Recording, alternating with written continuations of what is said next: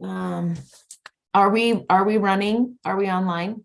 Yes, it's recording, ma'am. We're live. Okay, super.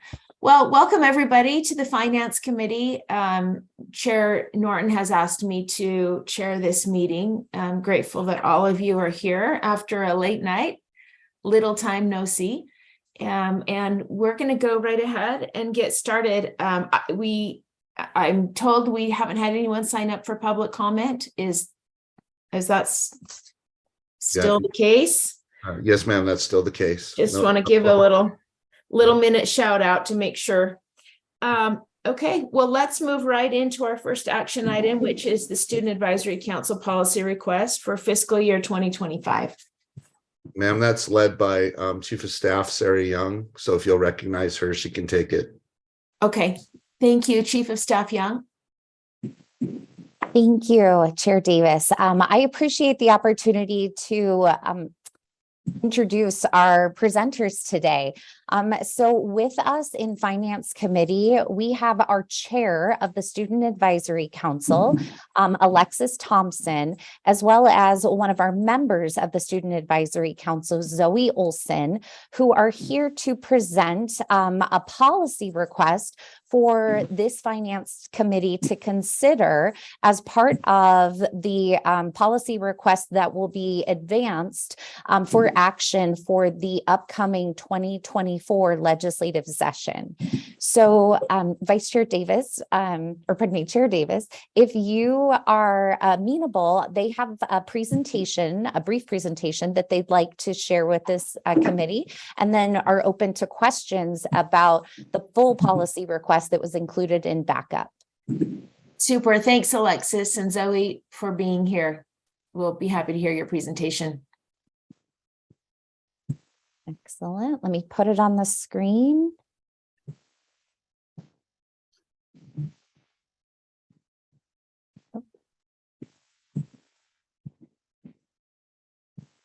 All right. So Alexis, I'll turn it over to you.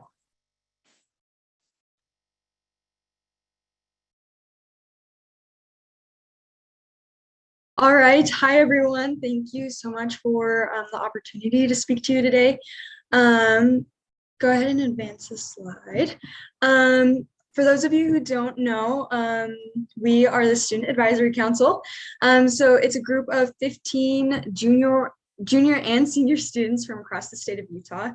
There's one student representing each of the state school board districts. Members, so us, we are selected by the Utah State Board of Education to serve a 2-year term each. We meet monthly with the USBE staff to discuss K through 12 education in Utah. So my name is Alexis Thompson. I am the chair of the Student Advisory Council and I represent District 8. I'm a senior at Murray High. Zoe, do you want to introduce yourself? Yeah. I'm Zoe Olson. I represent District 14 and I go to Grand County Public High School in Moab, Utah. So our policy request is titled Mental Health Training for Educators. We are hoping to provide mandatory mental health training for all K through 12 educators in order to combat mental health issues among students and properly utilize resources to spread better awareness and understanding of mental health struggles. We're looking to amend 53F 5209, grants for school-based mental health support to include this requirement for all LEA grant recipients to provide the training for their teachers. So the Student Advisory Council began discussing this in our meeting in December of 2022. We unanimously voted to bring this bill to you and to advance it eventually to legislature, hopefully. The Student Advisory Council, we're a really diverse group of people, and students come from very different states, well, very different parts of Utah and socioeconomic classes, and there's a lot we disagree on, but all of us agree that mental health supports for students is a top priority and we really want to have something done about it. 4 council members shared their personal experiences in the policy request form, and I think this just also goes to show how important mental health is, that 4 council members were willing to share some really personal experiences to kind of advance this policy. And we would also like to note that the Utah State Board of Education has an existing training that could be used at a local level in conjunction with this bill. And then data collected through the Utah 2022 Safe Utah app annual report has shown an increase in student outreach and reporting and related to mental health needs for Utah students. And the goal of this training is to support students in achieving wellness, resilience, and respect in alignment with USBE's Portrait of a Graduate. So again, we're just looking to provide mandatory mental health training for all K-12 educators in order to combat those mental health issues among students that are growing so fast. And we're looking to properly utilize resources to better spread that awareness and understanding. The students would support language that allows teachers that already have completed a different training on student mental health to meet this requirement.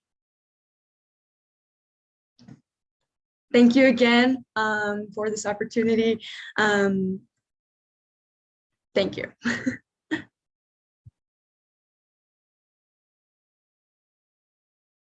Thank you. Just if you'll stay here for a minute, our members may have some questions for you.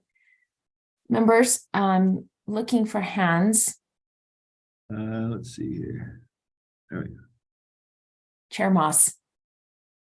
Hey, Zoe, Alexis, thank you very much for being involved in this process. Thank you for sharing your thoughts and your experiences. This is tough stuff. My own kids range from 23 to 12, and so they've been going through some stuff. They've been through the COVID stuff. They've worried about shooters. You know, there's social media. You know all the things, but I kind of get a little bit where you're coming from. I'm a Gen Xer, and life was easy back then. So, you know, you shared some experiences, some of which made you feel really valued and heard, others where not so much. And you described that in a really honest way and how it affected, you know, your ability to go through your day and do the things that you're trying to accomplish. So greatly appreciative of that, and also your participation in our process. We hope to make this, you know, a more regular form of interaction with the committee. I'll tell you a couple of questions I have, and this is a tough balance between having a problem and mandating a solution. And at what point does that become counterproductive when it's being mandated? Sometimes, you know, we find that people respond better and engage better when it's shared and made available, and they understand positive outcomes, but they're not necessarily forced to be there, right? That's similar a little bit. Teachers aren't 100% different than students, and students can sometimes respond to mandates by, you know, maybe not feeling like they want to engage. So one question I have is, you know, to what extent are teachers getting the opportunities they need to be trained on understanding student mental health issues? And would it, you know, have some perhaps unintended consequences if it were mandated? The other part that always comes up as we deal with these issues as a board is funding. And, you know, what's the price tag on that type of thing? And would it actually, the question we always ask here is, thanks to our deputy superintendent, Scott Jones isn't here, but he always helps us ask whether the juice is worth the squeeze. And so what's the budgetary question? And would doing a mandate really bring about the kind of results we're looking for to make that payoff work? So those are a couple of questions I have. And I think you understand the process. We sort of take a several months long approach to this as we gear up now for the legislative session. So a lot of ideas get thrown in the hopper, and then we debate and argue and compromise and change things. And so, you know, this is an important subject. Appreciate you bringing it into us. Those are my questions, the mandate and then the funding side. Alexis, would you mind if I responded to the mandate portion of this question? Go ahead. All right. So to kind of respond to the mandate portion of your question, one thing that we talked about in the meetings as we started planning out this bill is that a lot of teachers are already being mandated to learn to care for students' physical health and take CPR classes, and there's a mandated amount of people who have to know CPR on campus. But the fact of the matter is that students aren't necessarily dying from physical health concerns. Students are dying from mental health concerns. In 2020, suicide was the leading cause of death in students ages 10 to 17. So when we're talking about mandates, I think that maybe teachers don't necessarily need to be mandated to care about mental health, but I think that it is a concern and it should be mandated that people should have a basic understanding of these mental health concerns and should be mandated to be able to have the basic tools they need to recognize these mental health concerns and then refer students to a higher mental health professional if necessary. So when we're talking about mandating these things for these classes for teachers or these trainings for teachers, we don't really want to force, like we're not forcing teachers to care. You can't force people to care. We're giving teachers, you know, the basic opportunity to be able to get these tools to save students' lives. Thank you. It's a thoughtful response. These are the questions we wrestle with. So though I appreciate it. Other board members might have some other questions for you, but Thank you. for a thoughtful response. Thanks, Chair Moss. Member Straight. Yes, thank you. And I appreciate your presentation. I do know as a former teacher that we're required to take suicide prevention training. Have you viewed that training?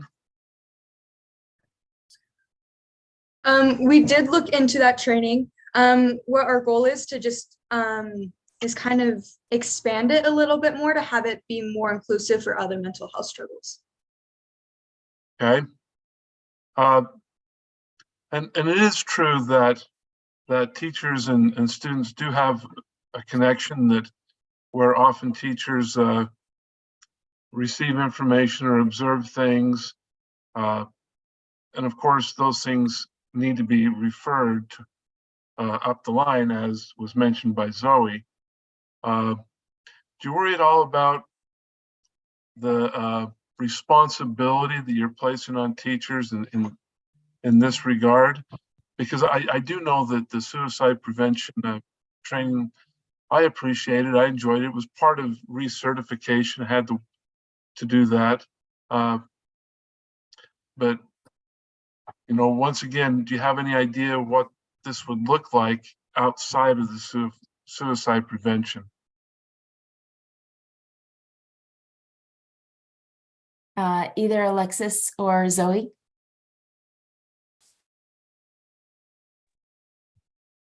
Do you want to take it, Alexis, or should I respond?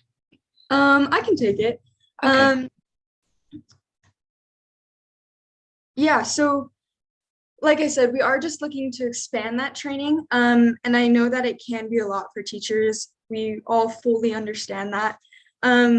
What we're looking to do is just have it be more included in that training, rather than giving them like a whole nother day, if that makes sense. Students spend like 7 hours a day with their teachers. And with that comes a little bit of extra responsibility for making sure that those students are okay. There's a lot of responsibility at home for it, and then there's a lot of responsibility at school. I truly believe that with that responsibility, you need the proper training to actually be able to efficiently do that. So. Thank you.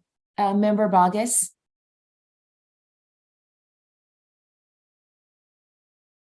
Oh, did we lose Member Bogus? I apologize. I lowered my hand, Chair, and I started talking. Oh, oh, okay. Do you still have a comment? I do, ma'am. Okay. Is it Alexis? Yeah, Alexis and Zoe, thanks for being here today, ladies. I certainly do appreciate you. And I really appreciated Member Straight's question because as I'm hearing you suggest training that teachers already do. And when I say already, even when you responded with this goes beyond that, that is training that is also already in place within our state. And I'm wondering at what point does this go too far into the realm of teachers practicing mental health without a license? Because I'm listening to you and I'm hearing things that are duplicative. So I'm just wondering, what are your thoughts about that? I think the point of these trainings and what we're trying to get at is not to train teachers as mental health professionals, but more to recognize the idea that when hard things happen at schools, whether we want it or not, teachers are often the ones who are facing their students who are dealing with these problems.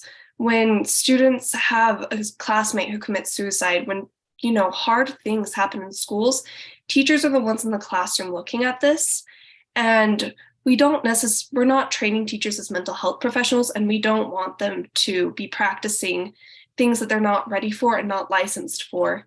But we do want to give them the tools to be able to recognize signs and to be able to facilitate discussions in the classroom, and then to also give them an understanding of what mental health, of the importance of mental health, and make sure that they are with their students in terms of what they're going through, and just have the ability to support and know what to do so that they're not at a complete loss.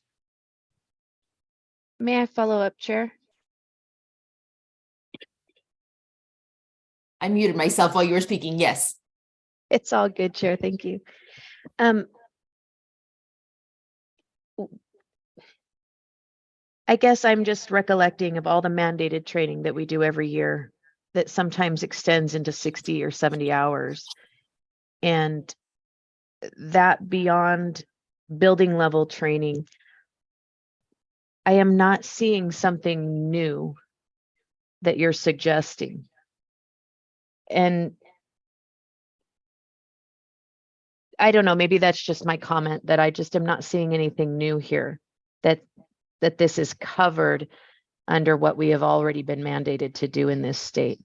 So thank you. I do appreciate your ideas and your foresight in thinking through this. I just think there might be a misunderstanding that these things are in place and that schools do take this seriously.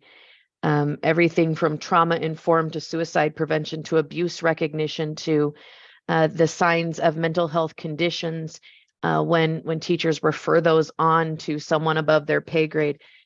That is training that already exists and is mandated on a yearly basis. So it's just a thought. I think that what you guys are doing here is really great.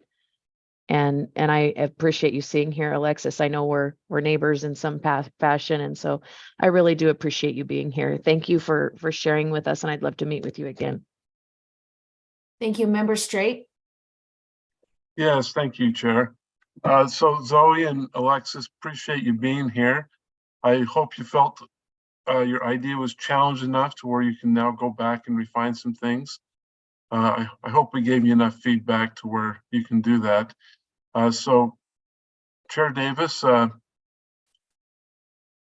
this discussion go to the full board after us to get further feedback? No, it does not go unless this committee passes it out to the full board. Okay, well, I would like to make that request. Is that an official motion that I need to make, or? It is a motion, but I don't think the recommended action was written. It didn't seem to be written in a way that reflects what the Student Advisory Council request was. The request is that we ask legislators to look at the mental health grant that is already in code and ask for some of this training to be included with that optional grant opportunity. That's what the request is. And so I just think that we need to be clear. I think the wording was a little contradictory in the backup, because it made it seem that the request is that every teacher across the state is going to be mandated to take lots of training. And I don't think that's what the actual request is. I think the request is to add to the grant, the optional grant, which is already focused on mental health. All right, so I just was looking at it from a proactive standpoint of trying to strengthen, after our comments today, strengthen and then even get more feedback with a better understanding. And I appreciate that explanation. I didn't have that complete understanding of that. So I guess I'll be quiet. It looks like Chair Moss has something to say, so I'll lower my hand. Thank you. Okay, and I have a comment too. Chair Moss, do you mind if I make a Of course, comment? I just got a question after you're done. Okay. My comment is this. I think that the request, the policy request, is valid. And if there's not any kind of training or understanding component in the mental health grant, then that certainly could be considered. And I think the request should include to look at whatever components are already in place for all teachers and are or are not in place in the specific mental health grant. And I support the request because maybe there is a piece that's missing. And I'll be really honest, as a teacher, and I hear this from teachers, and when teachers have been audited about their biggest stressors right now, it's often things that feel beyond their control. It's not the test at the end of the week. And when I was an English teacher, I certainly worried about my students and their academics. But the things that would wet my pillow at night was the child whose father was given 3 weeks to 3 months to live, was the boy who was at home missing school babysitting because his mom was hiding from the Mexican mafia. It was, my student who was just trying to get out of a certain sort of funk or depression because he didn't have enough food to eat at home. So these are the things that weigh down teachers. And I think some help would be helpful. And maybe we're missing some things, and maybe we need to tell teachers also what not to do. We need to tell teachers they're not doctors. You shouldn't diagnose. You shouldn't do A, B, and C. But I went to an extra little training that was never mandated or required, and I learned the best thing about how to support my students or students with mental health. And that was a pediatric neurosurgeon from Utah Valley Medical Center who said, when a student comes to you who is in some mental duress, our first reaction often as educators is, I'll get you a resource that's more capable than I am. Let's go to the counselor. Let's go to wherever. And that's not the thing he said that you should do. The thing that you should do is to sit still and listen for a few minutes and then get some additional help and additional resources. And he said, so much can be endured if there is a witness to the suffering. And I had never learned that in any of my mandated trainings or anything. And it was so helpful. So, and I think we have teachers that overstep and try to do too much. So it would be helpful training to tell them, look at what not to do. It's not in your scope. Member Moss. Yeah, thanks. I just had a clarifying question. I agree with a lot of what Chair Davis just said. I guess just going back to the specific policy request or proposal, 53F 5209 is the grants, right?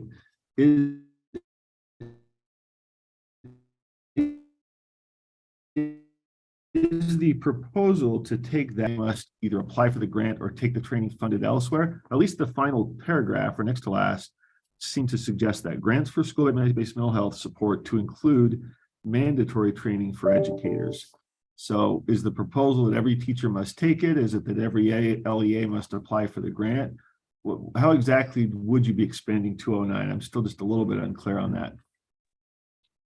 I believe that what we discussed in our council meeting was that to get the grant, the school would be required to provide this training for its teachers. I see. So the school, to get the grant, the school must be required to provide it. Is that different from the current qualifications or criteria to get the grant? And I'm not as familiar. You probably can tell that you've got a couple of classroom, you got 3 classroom people on this committee. So folks that spend time, then you got me who's a lawyer and a parent. So I don't live this stuff the way they do. So how would that be different than what the current grant application process is? I think that is a great question for Chief of Staff Sarah Young to answer. Go ahead, Chief of Staff Young. Thank you. So what the students are proposing is that the board consider asking the legislature to add in for any of the LEAs that receive the grant that they would provide this training for their teachers.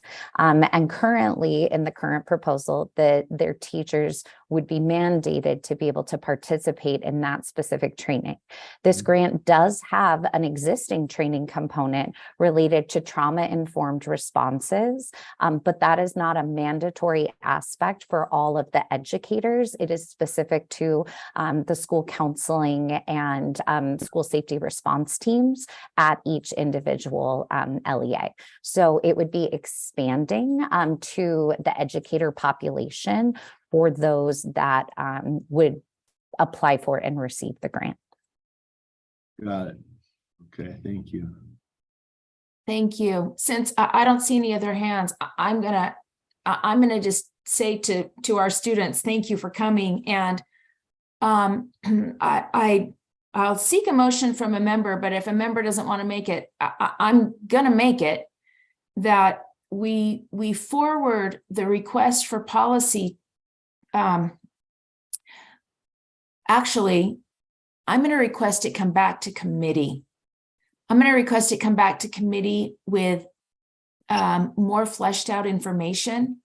I think the training that USBE offers that you mentioned probably could be included in backup. If it was, I missed it. I didn't see it there. I think we need to see exactly, is that what we're proposing be included in the grant, or are we proposing that this 5 minutes of this specific information be included with the trauma-informed training?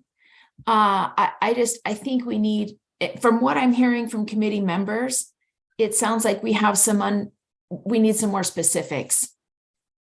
Member Straight, you have your hand up. You took care of it. Thank you. Okay, well, do we need a motion to ask that this come back and be revisited in committee? Who's our Probably. I think parliamentarian? so, unless somebody else is better capable of answering that. I'm just speaking as the chair, but you're the chair of this, so I'll Okay. follow you. I just want to double check. That's a good idea. Do we have someone that wants to make a motion? Yeah, so I'll make it. Okay, I move that this conversation come back to committee. Then we'll give more feedback once we get that information. I'll second. hey, that sounds great. I mean, let's go ahead, members, and it will, first of all, does anyone want to speak to the motion?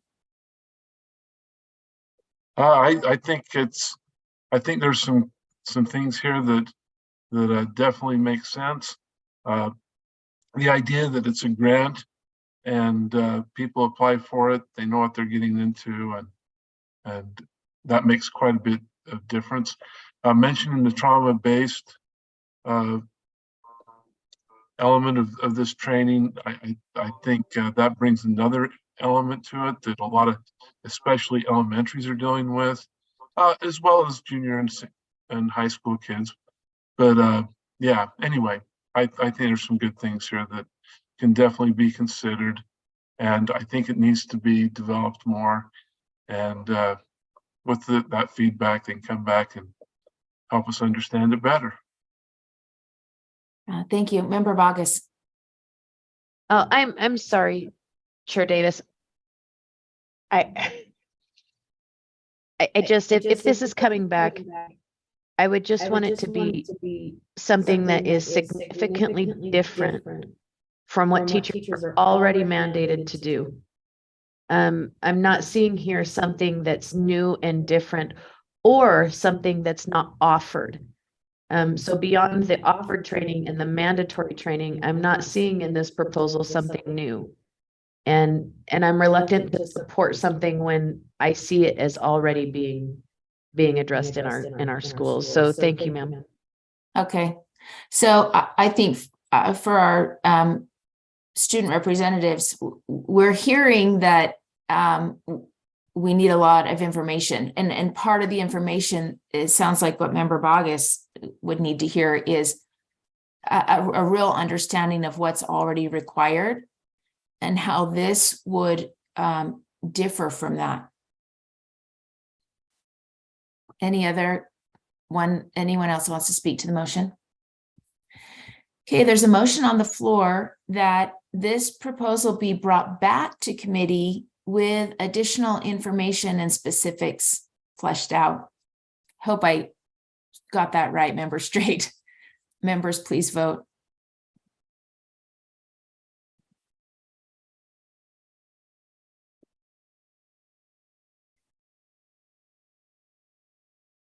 Okay, that motion passes with Member Bogus opposed. Thank you.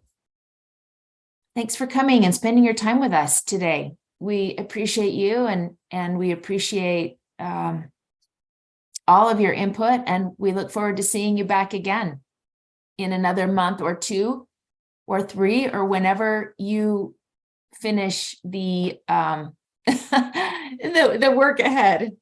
Thanks. Thank you very much. Good to see both of you. Okay, let's go ahead and move on to our next item, which is recognition of progress, achievements, or improvements. Yes, ma'am. Deputy Superintendent Jones, if I may. Yes, please. Chair, at your direction, or this is a perpetual agenda item. It is an information item. It encompasses recognition, as you stated, of progress, achievements, or improvements. As you all know, we have outstanding staff that's just all within our agency, all different sections.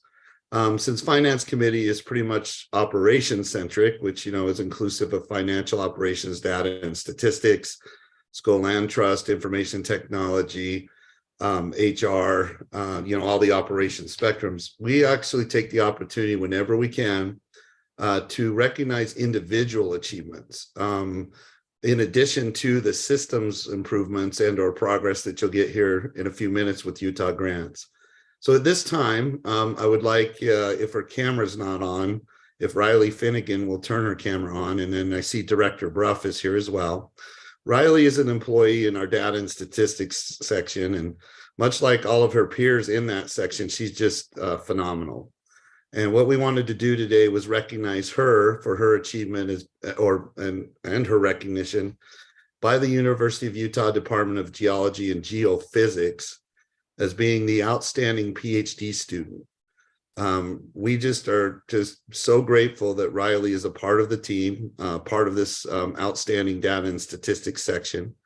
We just wanted to make sure that we took the opportunity to recognize her in front of you, the Finance Committee, the board, so that you can see just how much, because I know you know this, just how much and how grateful we are to have such talented and unique, capable, competent individuals such as Riley. Chair, at this time, if you'd recognize Director Bruff, if he has anything to add to what I said regarding Riley and this recognition of her. Yes, absolutely. Director Bruff. Thank you. Aaron Bruff, Director of Data and Statistics. Thank you for this opportunity for me to embarrass Riley or Dr. Finnegan. I love doing this, but just sharing with the committee, it was back in the fall of last year. We needed a new employee. It was kind of anytime I lose someone, it's a critical blow. As we went through the interview process, we met with then candidate for her PhD, Riley Finnegan, interviewed her, just incredibly impressed with her through the interview process. She shared the information that she was doing on her PhD as we looked at that and evaluated our different options for employees. I was eager to hire her. It's always fun negotiating to try to get the best candidate you can get. And I've just been super pleased with how fantastic she has been and the great addition she has been to both my team and obviously to the State Board of Education, the work that she is doing. So, and then when I found out that she got this award, I was like, wow, you're more awesome than I already knew. So I'm just bragging about her. Just, side note sharing, I went to my own daughter's graduation ceremony yesterday up at the Utah State. She didn't get the outstanding student, but that's a different story. But I saw as, universities recognize these outstanding PhD students. It's like, what an amazing accomplishment this is. And it just clearly shows the fantastic individual and work ethic and skill set that she has. So thank you for letting me present to the committee Dr. Riley Finnegan and her award. Thank you. Dr. Finnegan, is she on? She is. Yeah. If someone will. I'm right here. Okay, There she is. I gotta scroll my view down so I can find you. Wait. Oh, now my screen just changed. There you are. Congratulations. Thank you. Thank you so much for joining our team and for being here today. And thank you to those who have been here to help us celebrate with you. It's exciting. Congrats, Riley. Yes. Thank you. Wonderful. Thank you. Thank you. Thank Great you. to have you. These are fun celebrations and these college, we're having our commencements at UVU as well currently. And, the high schools will follow at the end of the month. And it's a really sweet month for all who participate in education because it makes all the sort of bumpy times worth it to see these achievements of students. Let's go ahead and continue on, Deputy Jones. Yes, ma'am, at your direction, and for, if it pleases the committee, item number 3.1 is an information item, and there's not, as you know, we do once a quarter, we do deep dives on the progress we're making with the Utah Schools Information Management System and progress with the PMR, or, by way of the program monthly report on Utah grants. The information item or PMR on Utah Schools Information Management System is for your review. We're not doing a deeper dive. The deeper dive is on the Utah grants. So Chair Davis, at your direction, if you'll recognize Rebecca Nielsen for the deeper dive, we'd like to show you or demonstrate to you all the great progress we're making with Utah grants. And a lot of this progress is at your direction and based upon feedback from the field. We got a lot of information or a lot of recommendations or suggestions out of the reporting and requirements group. If you'll recognize her, we can show you the system progress and improvements we're making. Thank you, ma'am. Thank you. Go ahead, Rebecca. Thank you for having me. I have some slides that I can share if the admin will allow me to do so. Perfect. Thank you. All right. As mentioned, I will be presenting on the Utah Grants Grants Management System. This is a quarterly presentation that we give. It's informational each month, but wanted to give a quarterly update in person to the group on development and activities surrounding our electronic grants management system.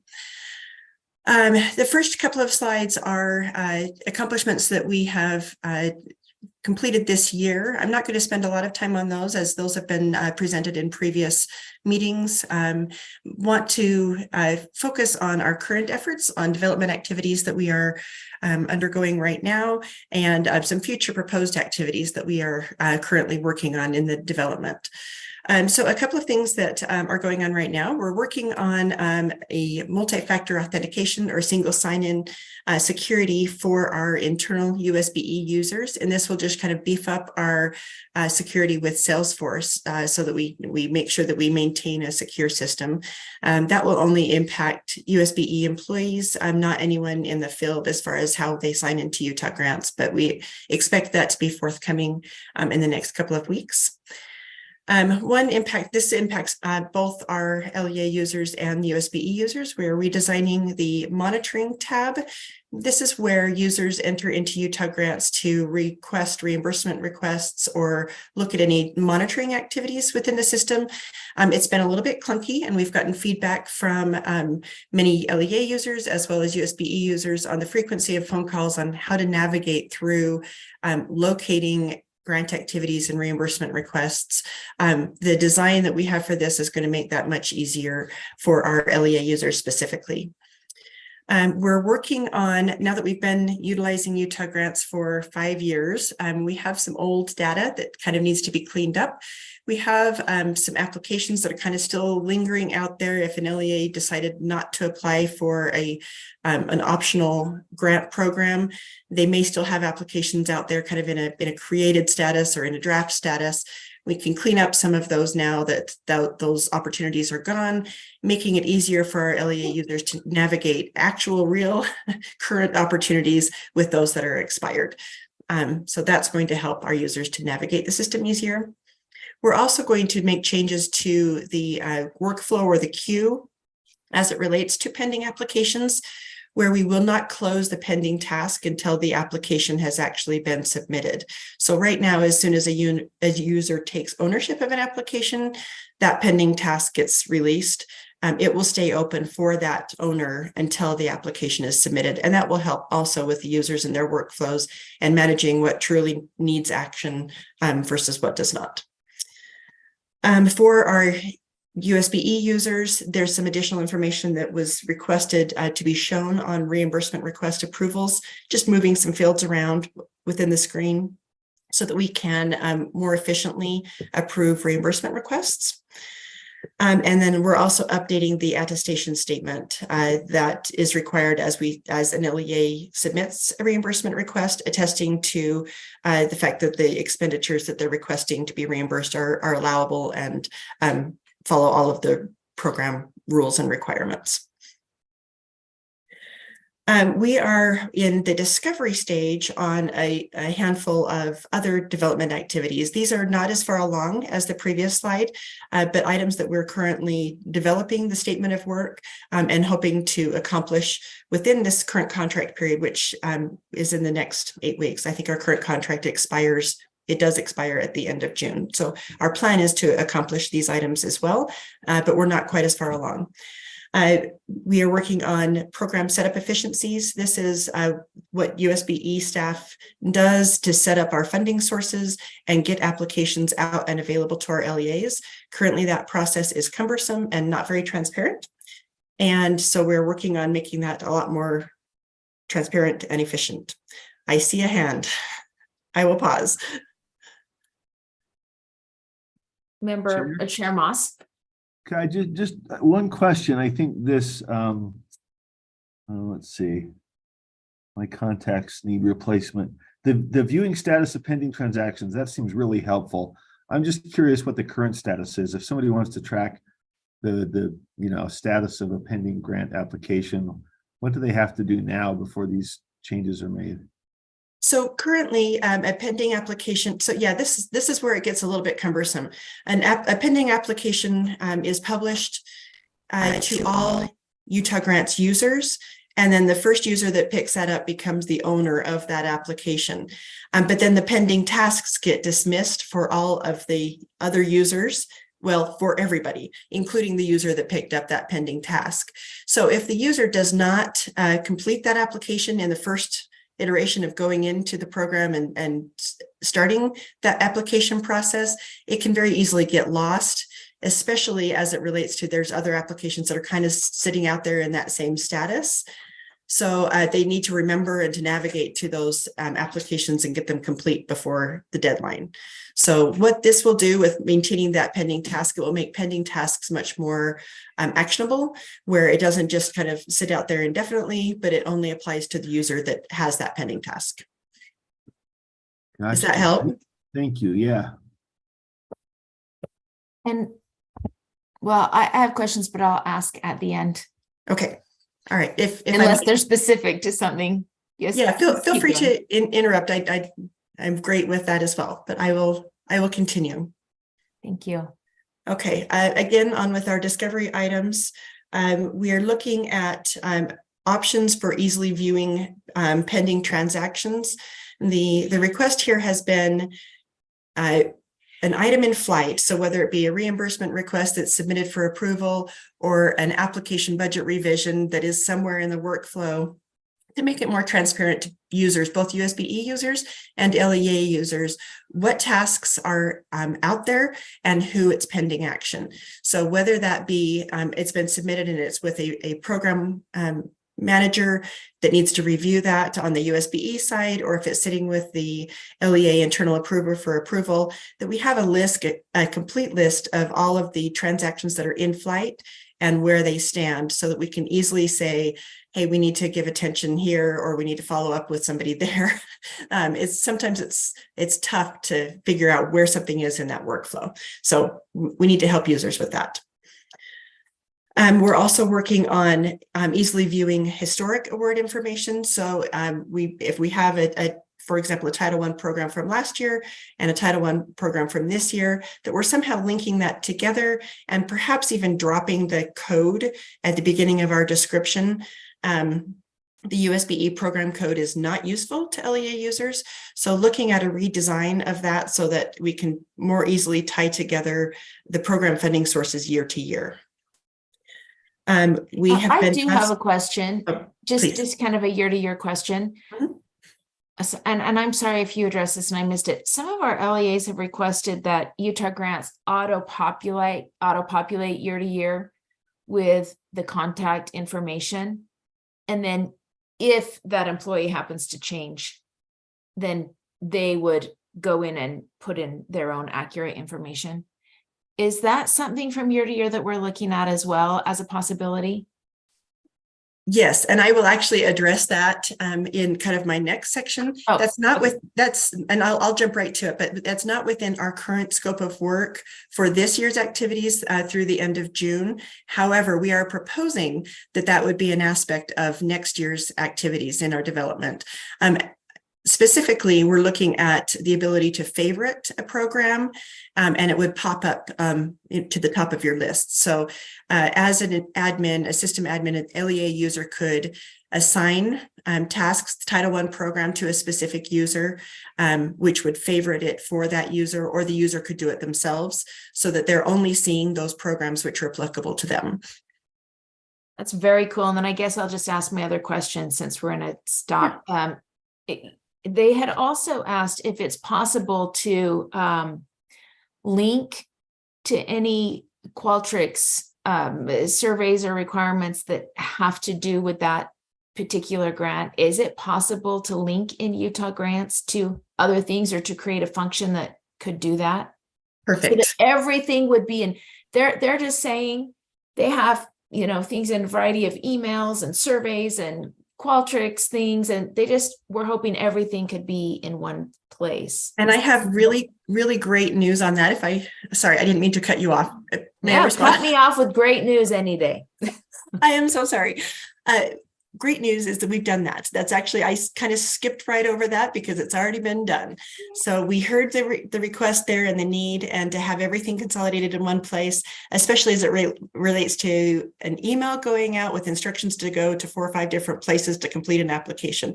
We want as much as possible of that to be contained in one central location to make it easier for LEAs to know this is where I go to find everything. That said, we recognize that Utah Grants does not replace Qualtrics.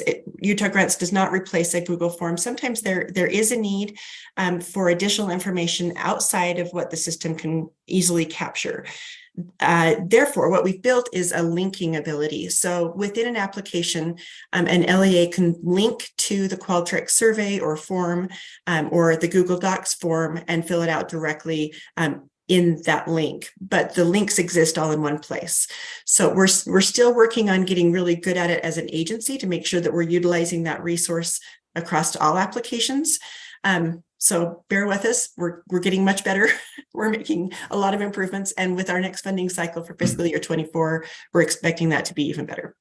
Well, 3 of us on this small finance committee happen to be the board members on the reports and requirements task force. So you've made us really happy, and we can report that back to those folks as well. Chair Moss. Yeah, just a brief piggyback. I'm one of those members, and so greatly appreciate this. We had people talking about how, they'd get a PDF sometimes and they have to print it off and fill it and scan it. And other times it's Qualtrics, other times it's here. It sounds like this is resolving that. They're not going to have to print something off and scan it and do that kind of thing and fax it to Chicago and then back to New York. I mean, some of this stuff I just thought, holy cow, what century are we in? And our whole point on that task force is to streamline this stuff so our leaders can lead, right? And so this sounds really promising. Is it getting to the point where it's eliminating that kind of need for, some paper, some link, some email? Is that where we're Absolutely. going? Yeah, if I may, I've already seen improvements. We through the natural life cycle have most of our applications at the beginning of the fiscal year, but throughout the entire year, we're continuing to publish new applications and new opportunities as they come up. So as those have come up, they've been lesser because of the natural life cycle of publishing grant opportunities. But with this next funding cycle, we expect it to be even more of an impact. Thank you. Thank you. I'm just quickly scanning for other hands of committee members. I can't even get down there. Committee members, if I have missed you or a hand, please just speak up. And let's go ahead and continue, Rebecca. Thank you. Perfect. 2 other items on our development activities that I haven't hit upon yet are the creation of additional risk assessment forms. Our CTE department in particular has asked that they have some specific risk assessment forms completed as part of that application. And by building those forms directly in Utah Grants, that will prevent an LEA from having to access that PDF that was just referenced and fill that out and upload it back into Utah Grants. So we're working on building those specific risk assessment forms in this year's cycle. You will note that it is also on my next year's proposal as far as development activities, is to incorporate even more forms when available, when we can, if we can pull in collecting the data directly into Utah Grants through a form. We would like to be able to develop those directly into Utah Grants. We are also looking at, for next year, some consolidated application functionality. I'm going to go into depth in this because a lot of work has been put into place in developing our wish list and a statement of work, a proposed statement of work with our vendor on what we want this to look like. Let me kind of go into detail with that. So we started this work at the beginning of the year. So in January of 2023, we started engaging with our vendor, which is REI Inc., to explore incorporating the work of the USIP to be developed in Utah Grants. So the USIP, or Utah Continuous Improvement Plan initiative has been led by Assistant Superintendent Darren Nielsen. And it has been going on for quite some time, I believe, and hope that most of those on the committee are aware of that initiative. What's changed here is that we're looking at instead of building a USIP or a home-built tool, that we do that in Utah Grants and incorporate the Utah Grants functionality that already exists to help us reduce the amount of touch points that the LEA needs to go out to different systems. The core elements of this consolidated planning application is to help LEAs target funding specific to the needs for continuous improvement, to reduce the burden, increase collaboration within departments, reduce duplication of efforts, increase transparency, create a process that could be used for future legislative initiatives, and accelerate continuous improvements for all of our LEAs. The core elements would be that it integrates with our comprehensive needs assessment tool. So again, no need to enter the same information twice, but that we have an integration or an API or an interface to be able to utilize information that's already been entered in the CNA. The consolidated application combines required elements across funding sources. So if we're submitting the same information across multiple funding sources, this would eliminate that so that it's just being submitted one time. Preliminary budget allocations will allow LEA leadership teams to establish cultures and processes where they fund the plan rather than plan the funds. It contains all of the elements required for USBE to approve or substantially approve an application, facilitating earlier approvals and access to funding. It includes both USBE and LEA approvals and integrates throughout the funding life cycle, eliminating the need to update the plan when allocations change, for example.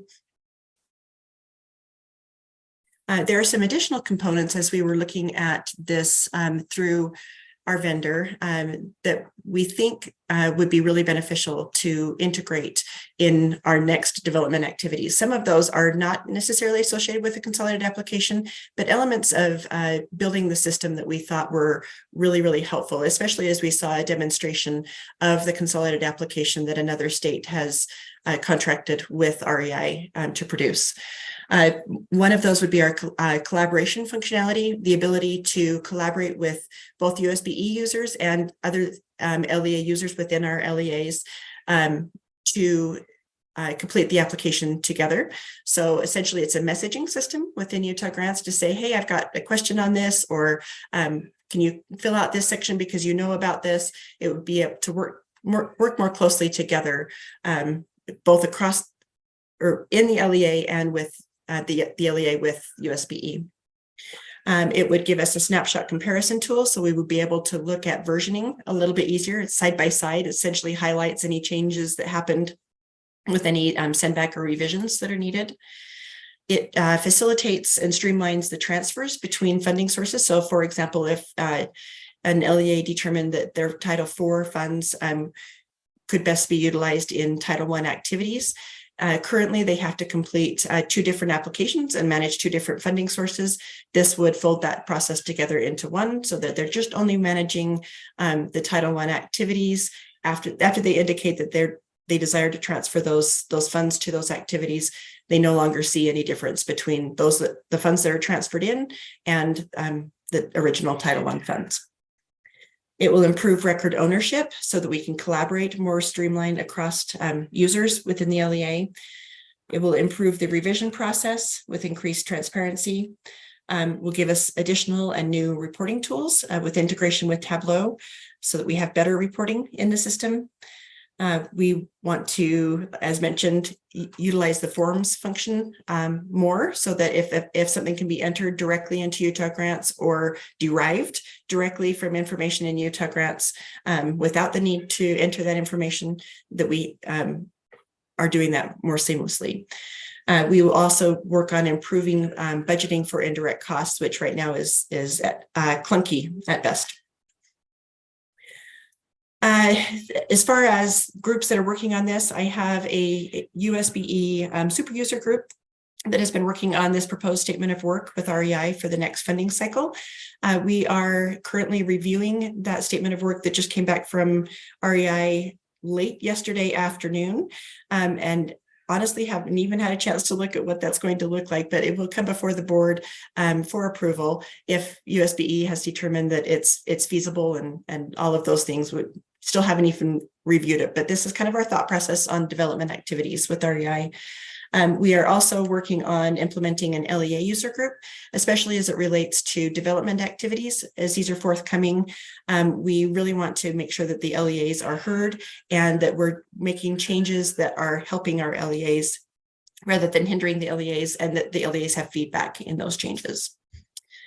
And other things that we're working on, just internally, we're working on that grant workflow. As mentioned at the beginning, it's kind of clunky and taking us a long time to get programs and grants set up initially within the system. We're also working on training, both internally and externally. And as it relates to new activities, the training efforts will be increased because the system's changing. And then lastly, just wanted to include my contact information and the information of the help desk. I've got a great team of people helping out on the help desk, and I've been very fortunate that way. I think USB has been very fortunate to have great staff on the Utah Grants team. And I will open it up to any questions.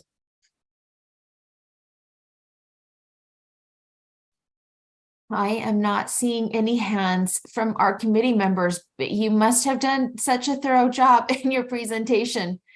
Thank you so much for updating us. Oh, there is one from Chair Moss. I'll be quick. Not so much a question, just another thank you. This stuff doesn't light up Facebook or Twitter, but it is Really big. important. It's big, yeah. And thank you for all the hard work and coordination. I mean, so many elements in there moving around, and just appreciate the complexity of your thought and moving it forward. It's really going to help. Again, we're trying to help teachers teach and leaders lead and make this part of their lives easier so they can, transfer thoughts into action and make it all smooth. So thank you for all the work that's going into this. You're welcome. Yes, thank you so much. Member Straight. Yeah, I just wanted to point out, I remember when the principal for New Ames did the presentation on Utah Grants, and improvements have been made. So that's awesome. Thank you. Okay, let's go ahead and move on to our next item in our agenda, which are the data requests information. Yes, ma'am. Deputy Superintendent Jones, if I may, ma'am. Yes, please. Okay, your direction. This particular item stems from last month's meeting where we didn't have the opportunity to provide you, the committee, with information on the legislative estimates. So as a follow-on, we're just placing this in here. If you'll recognize Director Sam Uri, our school finance director, he'll walk you through, well, he'll introduce his staff and turn it over to his staff. We particularly want to emphasize or spend time on the voted and board portion of this presentation. When we do the legislative estimates or we release them to the field, there's a couple of ways it's gone in the past. Legislative estimates get released, and then or our staff here work on them, and then they get released. Sometimes they're later than our LEAs would like. In this case, in this year, we released them fairly early, got lots of recognition for that, getting them out, but there has been some iterative changes to them as we have received feedback from the field or questions from the field, and Sam and his staff will elaborate a little bit further on that. But as a key takeaway, all the information that you're going to get in the presentation is important, but as a key takeaway, please focus on the voted and board portion that I asked Dale to prioritize that in his presentation when the time comes, because the assessed valuations, we've never seen them like this before. So without, further ado, Chair Davis, if you'll recognize Director Uri, our school finance director. Thank you. Thank you, Director Uri. Yeah, good morning. Sam Uri, school finance director here at USBE. We come out of a busy legislative session, and then in some ways our fantastic minimum school program team gets even more busy and gets to prioritize, condensing all those legislative changes into what we call the legislative estimates. And it's a big part of the budgeting process for our LEAs. And so we take that very seriously and try to make sure that they can make plans coming into the next fiscal year.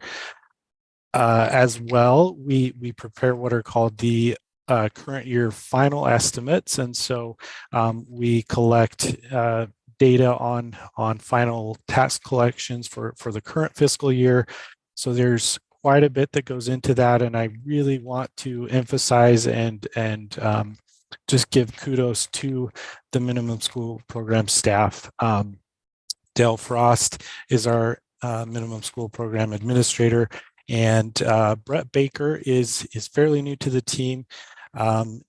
He is our MSP analyst, and we're so grateful and happy to have both of them with us on our team, and really want to recognize their great work, their detailed work, responding quickly to legislative changes and getting things ready for you. So just wanted to publicly thank them and pass on to the Finance Committee the appreciation that the field has shown towards these folks and our team, and wanted to just give them a special shout out for all their hard work. So without further ado, I'll turn that over to Del Frost, our MSP administrator.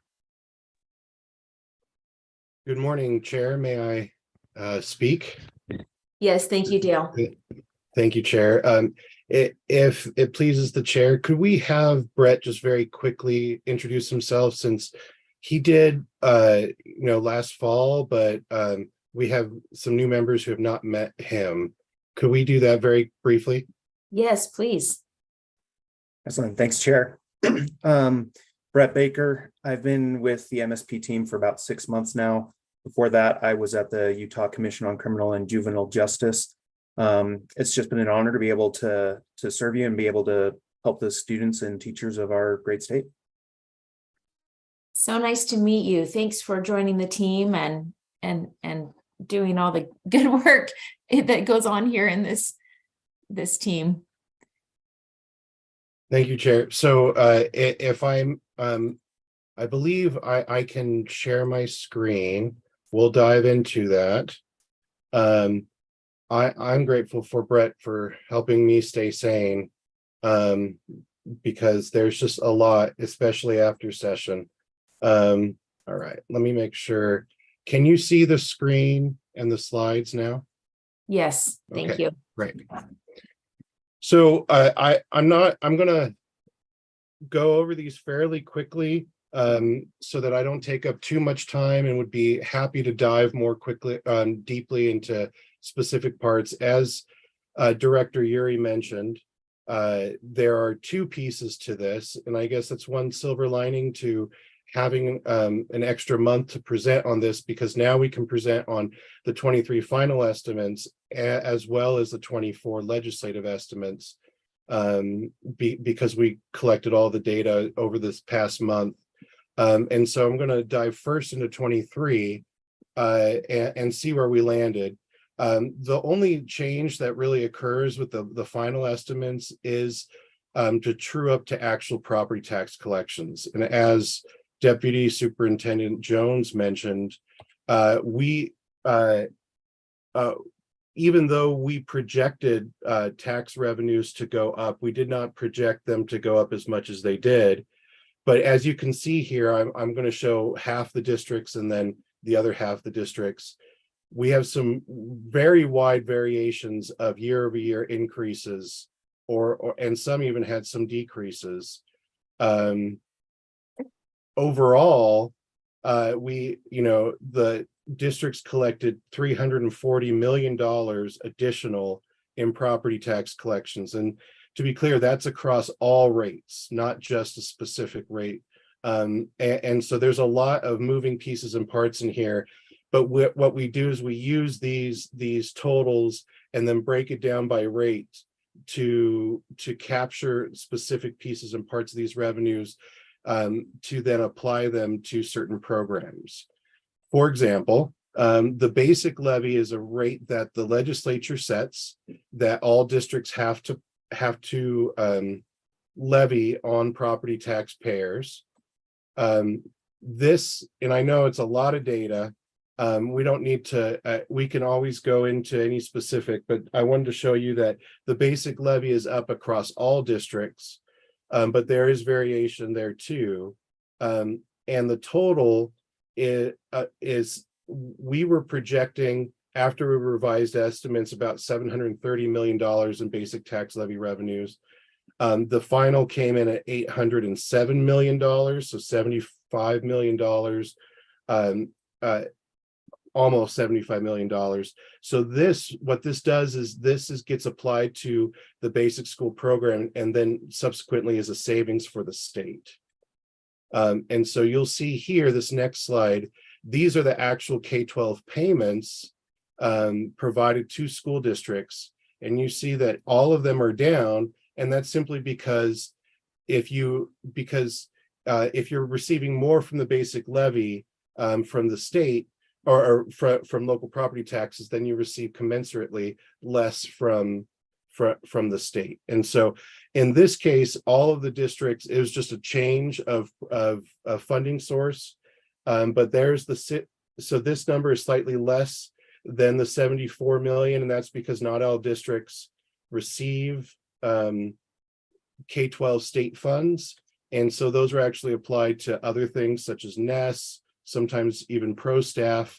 Park City is in the situation where they collect so much that they actually remit to the state the revenues above what they generate from WPUs, and it's going to be somewhere in the $24 to $25 million range this year. So Dale, yes, happy. Would you like to take questions during your presentation, or would you like us to wait to the end? For the sake of time, what would you prefer, Chair? I'm happy to do either. I'm happy to take questions now. It might make sense to do that. Well, sometimes it's easier to take them while the slide is up that we're talking about. But if we get way bogged down, then we'll wait to the end. But for now, let's go ahead and move to Member Boggess to ask her question. Thank you, Chair. I'm wondering, it might seem weird, 36 through 42 are not in alphabetical order, and I'm wondering if there's a reason why. That sounds weird. Chair, may I answer? Mm-hmm. Board Member Boggess, you are very astute. So those are the districts that were created after the current ID system was implemented. So 1 through 35, those were the existing districts, and then afterwards they added on to that. So for example, Canyons is 41 as a side is actually Utah Schools for the Deaf and Blind. 42 Canyons, that's the last district to be formed from Jordan. And so that's why those are out of alphabetical order. Okay, thank you. Thank you. Let's move on. So I wanted to spend a little time on the voted and board local levy program 423, because these same property tax collections significantly impacted districts on this. And unlike, and I'll show this picture because I think this is the best picture to give a conceptual understanding of how the voted and board guarantee program works. Similar to the K-12 system, as local property taxes increase, then the state liability goes down, but it's not a 1-for-1, and it doesn't, it's a very complex formula, and too complex in my opinion, but it's a very complex formula, and sometimes what districts receive they may receive additional property tax revenues, but their state aid may go down even more, or vice versa. And I'll go through a couple examples like this. But this is a picture of how the voted and board local levy programs work. They're intended to encourage local effort so that local property taxpayers will tax themselves. Either the local boards will pass a rate, or that's the board local levy, or it will go to the ballot and voters will approve a voted levy. And then if they're levying a certain number of increments, which is a certain level of tax rate, then they get so much guaranteed from the state. So these green bars are what they generate per WPU per tax increment. You can see on the left-hand side, Park City is way above any others. And you can see on the right-hand side, there's Tintic and San Juan and Paiute. What the local voted and board local levy programs do basically is fill in the gap up to a certain amount. And that amount is what we call the guarantee rate. And so up to that guarantee rate, basically, regardless of your property tax wealth within a district, you are going to receive between state and local funds the same revenue source that other more property tax wealthy districts receive. I hope that makes sense. Can you explain why it says represents 80%? Why does the equalized line represent 80% of students? Yes, so those districts on the left-hand side are relatively small compared to all the other districts. So if you just look at it's statewide, 80% of students statewide. Statewide, Got correct, it. are Thank you. covered by those districts. Got it, thanks. And this is not including charter school students. As an aside, charter school local replacement is kind of it basically provides the same kind of funding that this program does for school districts. Okay, so these are the mid-year update was based, these were calculations made in November based on projections still of property tax increases. And then the second column, the voting board state final, this is reconciling to the actual property tax increases. And you can see most districts are down that are receiving funds. Not all districts receive funds from this program. And you can see there are some significant changes between those two because of just we did not expect property tax increases like we saw. What this does is it produces a balance in the program, and our projected balance is $62.6 million. This will be distributed. This will be distributed in the first quarter of next year once we close out fiscal 23. Yes. And Member Boggess has a comment that she put online and on the chat and a question. Do you anticipate the reverse of this next year? Because there was a massive spike in property values, and then now they're all on the decline, by 10%. So do you foresee that next year it'll be the opposite? We'll have reductions in our great question. So this is relative not to year-over-year increases, but to our projections. Our projections from the Common Data Committee are down in terms of increase, but we're still not projecting statewide decreases. And so if that, it's really hard right now to project and know what's going to happen with property tax increases. I was surprised how much I thought there'd be a flattening out this year. I can't see in the crystal ball and tell you exactly what would happen. If I were to bet, though, it would be more of a flattening out than a decrease, but there will certainly be certain districts that will be declining in property tax revenues. And in that case, the reverse would happen. They would get more state aid. Does that help? Yes, thank you. And Member Boggess, you had a hand, but now it's gone. Do you want to share?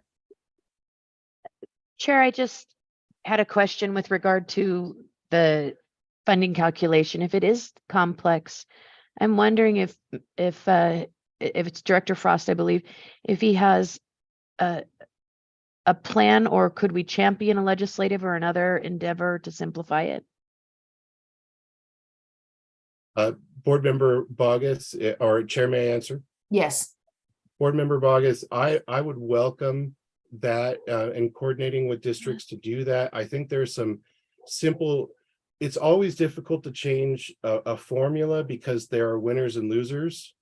And it's hard to bring those who would receive more otherwise to the table.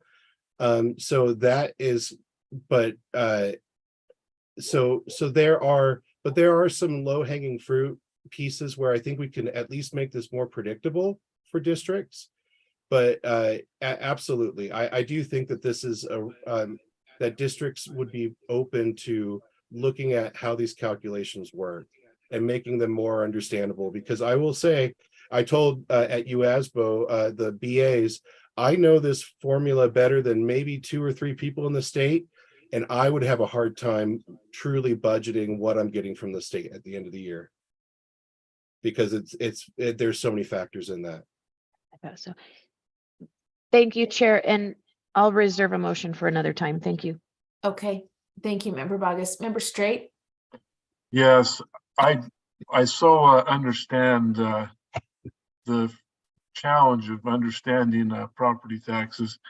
I know that one of the things that has helped me is there's actually a video in the Weber County Assessor that explains property taxes, at least at the county and city level. And I can tell you that the hardest thing that I had to overcome in regards to city property taxes is that the mill levy, which is the number, adjusts every year. But the amount of revenue to be obtained only changes if the elected officials do truth in taxation, or there's a voted bond, or whatever it may be. And so that's hard for people to understand, because in actuality, when the price of homes was skyrocketing, mill levy went down. Price of or value of property declines, mill levy goes up, because it's designed to collect a certain amount of revenue. There is one other complicated factor, and that is new construction is added in addition. It doesn't adjust the mill levy in regards to that. I really need to get in and understand to see if there's any nuances to the state that's different. I do know that recently, it's only been a couple months ago, we approved money. The legislature put aside, I think it was 75 million. I could be wrong. And in order for districts to use that 75 million, it was intended for smaller districts, they had to reach a certain level on their property taxes in order to do that. In other words, here's our good faith effort to do the best we can. We live in a small community. It's very hard for us to build a new high school. Our current one is unsafe. We'll go to the voters, and if they approve it, that'll open us up to additional funds from the state to build that high school. So I think that's a great use of our funds. I'm talking too much, but I love the discussion. And if you go to the Weber County Assessor, last time I checked, they had a video. Hopefully it's still there. It really explains that process. Thank you. Yeah, I appreciate that comment, Member Straight, because it reminded me that these fluctuations don't happen so rapidly as the market changes, because of those pieces that hold things as steady as possible. But another point you made is that those don't adjust for inflation, and so construction costs skyrocket, but you're not, your income isn't generating to meet the need. So that certainly could be also a piece of legislation I know that has been tried in the past, but we could potentially ask for some legislative support to help in that area. As Member Bogus noted, this is an information item, so of course we can't make any motions today, but it certainly would be reasonable in my opinion. All right, let's continue on. I don't see any other hands. Thank you, Chair. I would add to Board Member Straight's point that one of the big areas of complexity with this program is that the rates as they float down, as assessed valuations go up, districts actually get basically a 5-year hold harmless. They're hold it to the highest rate over the last, it's actually technically a 5-year plus 1 hold harmless. That was the change that we had to make. We went back to the statute and there was some question on whether 5 years starts a change, it's +5 or +6. My point is that those were kind of some of the nuances that we had to work through this month and are the kind of small changes to the legislative estimates for 24. That's the only thing that changed between last month and this month. But because the rates used for this program are not the exact rates levied in a specific year, it creates a lot of confusion for districts to try to figure out how much will be the local side of contribution to the state. But that relates to exactly the issue that Board Member Straight mentioned. All right, so there's a balance. That balance will be redistributed, and this there was a legislative change to direct when and how that balance will be allocated. That was in the budget in House Bill 2. And so this just shows where those funds are going to be going. But we have to close out the year, and it does go a long way to help shore up a lot of the declines in state funding that a number of districts receive, though it doesn't do that completely for certain districts. Hey, while we're on this slide, Chair Moss has a question. Dale, in English, in plain English, what is the distribution formula? I saw a reference there, but for reallocating that 62 million, how is that being divvied up? So the way it works, if I can go back to, this black line here shows, so for 23, 5711 is the guarantee rate. And because those green bars are moving up, we don't need the same amount of funds because the 5711 was calculated to fully distribute what was appropriate in 23. So now we have 62 million. What we do is it gives us a chance to a one-time increase of that guarantee rate to then distribute it. So the plain English answer is it's the same formula as the existing, just at a higher guarantee rate to fully distribute that balance. Got it. Okay, thank you.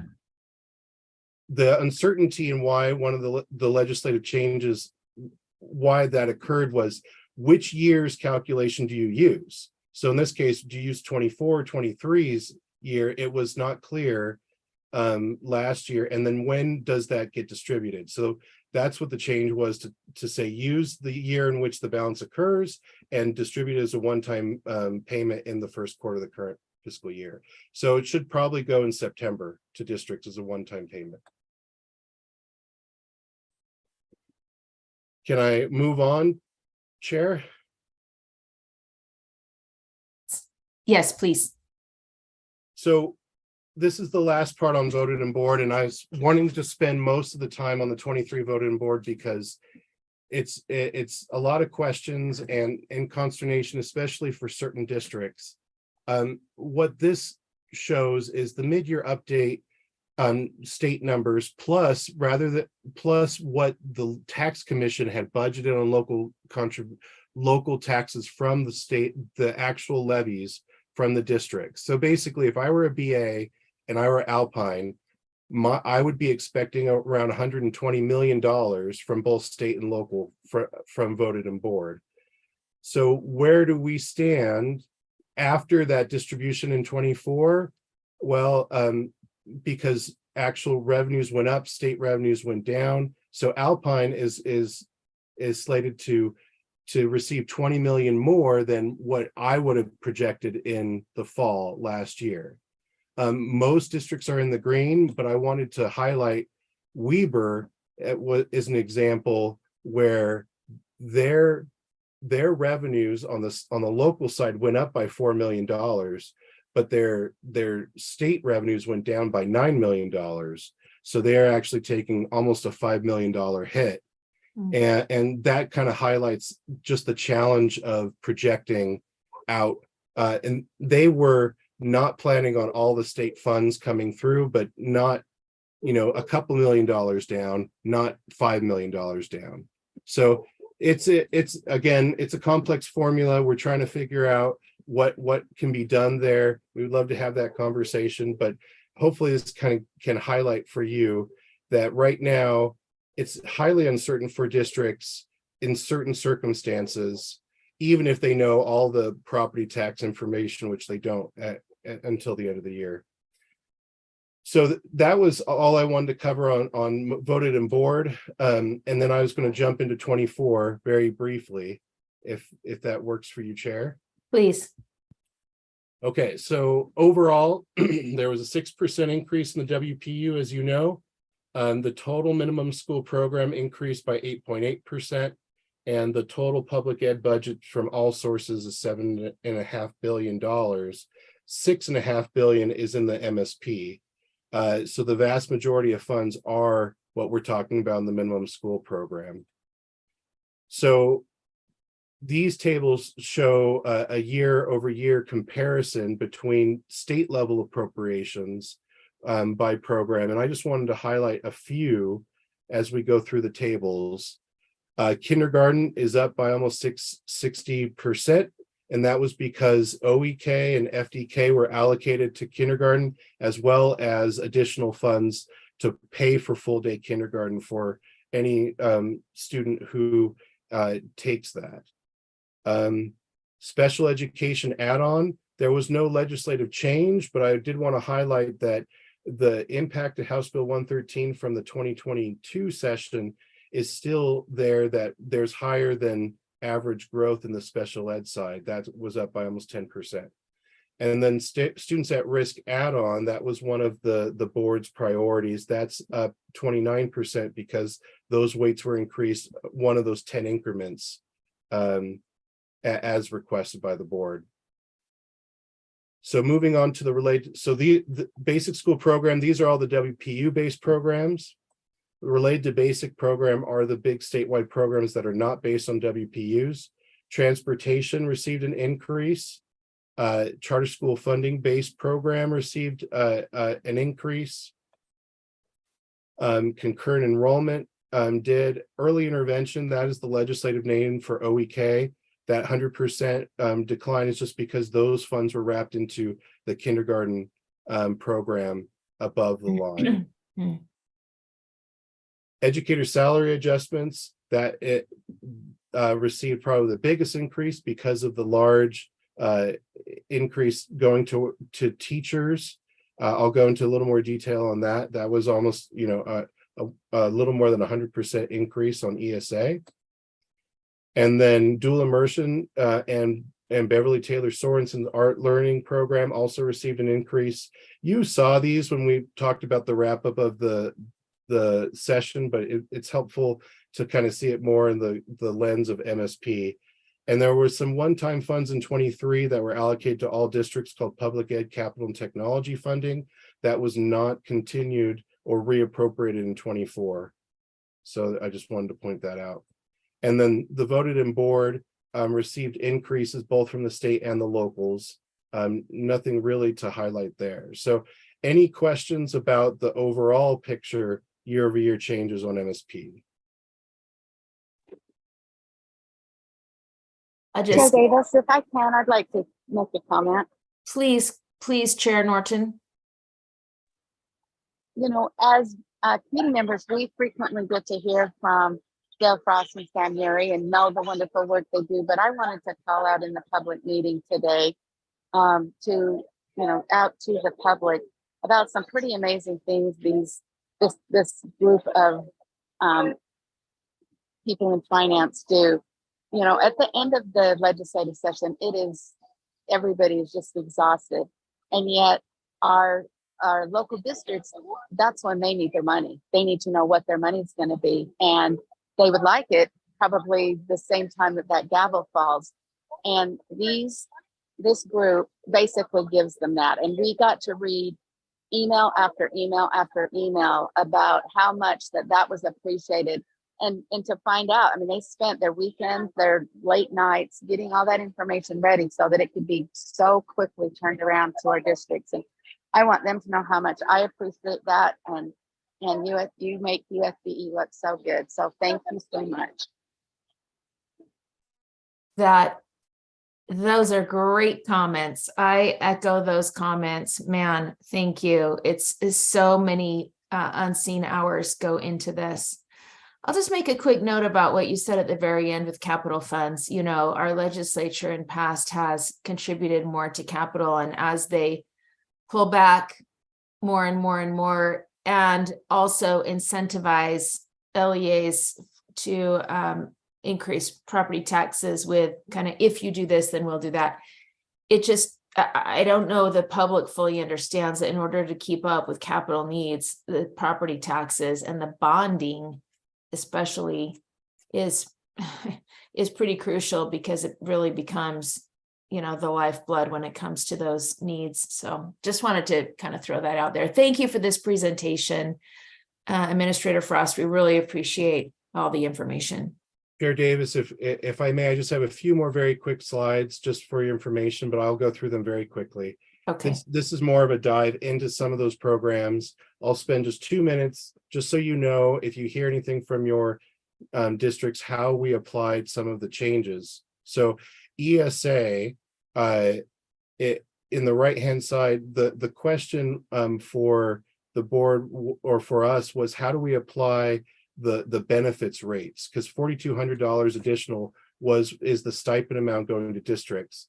So I just wanted to point out that in the new additional appropriation, there was a higher retirement rate appropriated, but now we have essentially 2 retirement rates, both of which are lower than tier 1 retirement costs for LEAs. I wanted to point that out.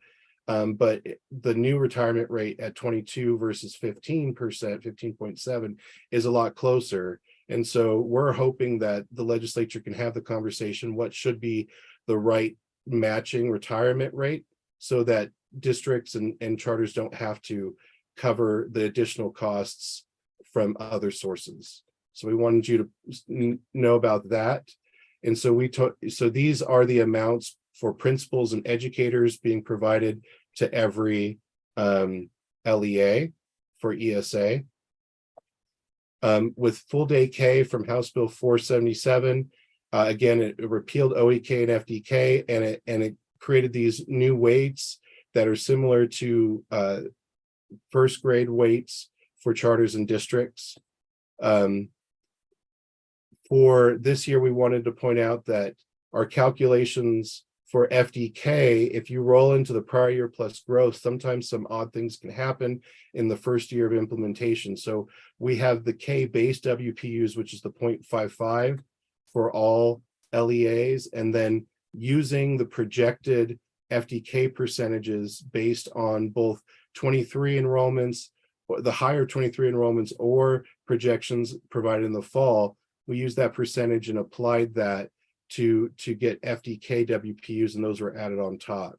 Now this is for the first year because all of these are growth WPUs, but there's still a question on how we deal with this going forward. And so, yeah, we wanted to make clear to all LEAs that on their percentage of students on October 1 that are FDK will be applied to their projected 24 ADM, and they will receive the additional 0.45 WPUs, and that's for school districts. It's 0.35 for charters. And then the legislature did appropriate 19.1 million of contingency funding so we could cover growth in that if FDK enrollments are above what we've projected. And then voted in board, I just wanted to point out that the guarantee rate, instead of 57.11 next year, it's 65.21, showing growth in that program. And then the last two, flexible allocation, there were two programs that related to basic school library books and matching funds for school nurses those funds were rolled into the flexible allocation. And then they also appropriated one time additional funding for LEAs in the 4th through 6th class counties. And then the only other thing, so SOEP, small high school support, this is technically not part of MSP, but these funds can be used to pay for courses for home and private school students, but they also apply, the legislature said you could apply that to small high schools, and that would cover the MSP offset costs for SOEP courses. And there's going to be a conversation on how to use those 3.2 million. What staff have told me is they're going to request from the board that all 3.2 million be used for small high schools. But that conversation will be in June. So I wanted you to be aware of that. So that was just a little more of a deep dive into certain programs. And here's our contact information, and we really appreciate the time. Happy to answer any other questions. Yes, thank you so much, Member Bogus. Hi, thanks, Chair Davis. I am wondering, I really don't want to get into a Robert's Rules debate, but I would like either by consensus or I can go the other route that we ask Mr. Frost to explore an initiative to maybe change that funding formula and bring that back to the committee in June. Someone help me, but I think we have to agendize the item for the public at least 24 hours ahead as action and not information. So I don't know if we can do it today, but we could request from board leadership as a committee, maybe that they bring it back next month as an action item. Someone help me if I'm wrong. Yeah. As I understand it, Chair, that as long as it's a noticed item and it is not a final action of the board, an action can be made to request that it come back. It's not a final action of the board or the committee, it's just a request for information. Can we request that directly, or does that request go back through executive committee? And Deputy Jones? Cindy? Yes, ma'am. So just real quickly, I would call the attention of the committee to item number 11. That action item is purposely for this. Well, not purposely for this. We're not, we're trying to inform the board, not influence the board. But we put that action item on there as a mechanism to allow for you as the committee to make such a motion as Board Member Bogus is talking about. You could conceivably do that. It's been notified as an action item, and it's consistent with our direction from the board to start processes for the next legislative session. So, great idea. Thank you. So we did that, not to influence. When staff raise their hands, and hopefully they're okay with me saying this, staff do not influence the board. We inform the board, right? And if I raise my hand and I say, here's why we did this, it's not to unduly influence you. It's to inform you so that you can then in turn make a decision based on the information we provide you. And that's why we felt it was important that you receive the voted in board piece as potentially making a decision such as potentially what Board Member Boggs is proposing. Thank you, ma'am. I can only speak for myself as chairing today, and I am going to invite you to please raise your hand anytime you feel the information would be helpful to us as we navigate through our process here. Chair Norton, did you have something you wanted to add? Nope. That was just exactly what I was going to say. We have that coming up today and for the next couple of months as we prepare for our legislative. We have both a policy ask and a funding ask. So both of those things are right now and in the next couple of months. So good job. Okay, thank you. And Member Bogus, are you comfortable then bringing that up when we get to number 11? Yeah, I can hold that motion and I'll make it more formal. Oh, sounds great. Thank you.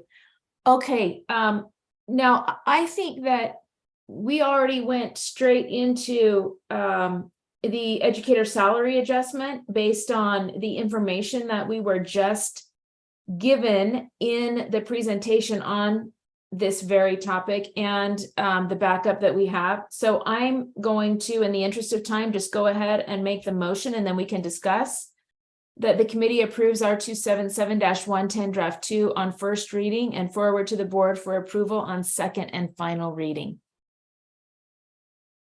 Discussion to the motion.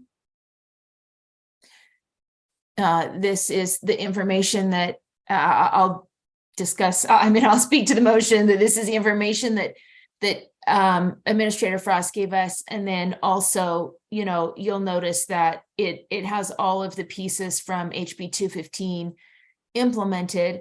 And I really appreciate the piece there that says that, the salaries can't be adjusted or lowered in another way to have this $4,200 come back on top, because I have been concerned, and I'll be specific to another thing we just heard about on SOAP private school tuition, is that I don't know that money, that $14 million we've spent, and I've supported to put the money into private schools, has come out as a help to parents, or there's been a tuition reduction to offset that to parents. And so I appreciate that there's some nod to that type of a thing in this rule.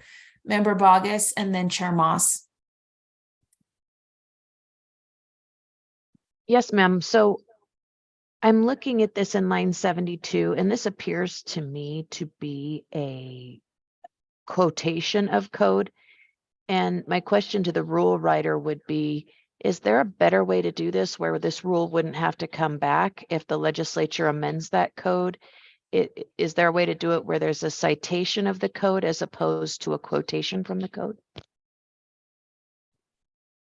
Board Member Davis, would you like me to go ahead and answer? Yes, please.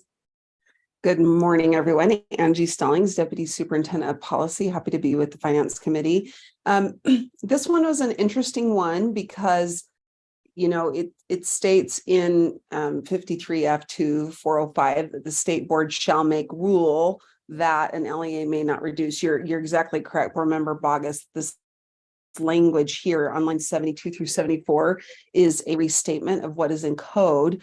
And part of the reason we restated it is because in a lot of ways, it almost could have stood for itself in some ways, but the code says the state board shall make rules ensuring that. So the interesting thing is the language itself isn't really, it's not that they could have just said an LEA may not, reduce, etc. But instead they said it as the state board shall make a rule to do this.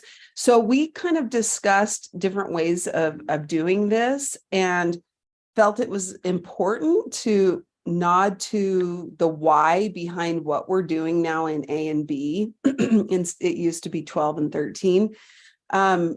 We could just say an LEA may not, or an LEA shall, and just do this.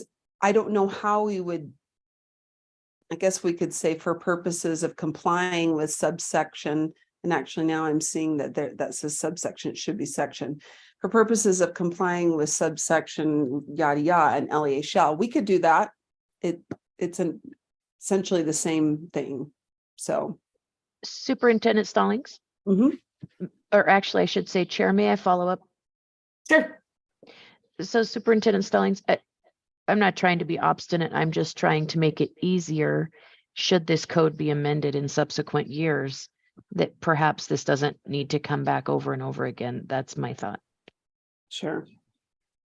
So, and I'm just trying to pull up the Word version because I could quickly draft that.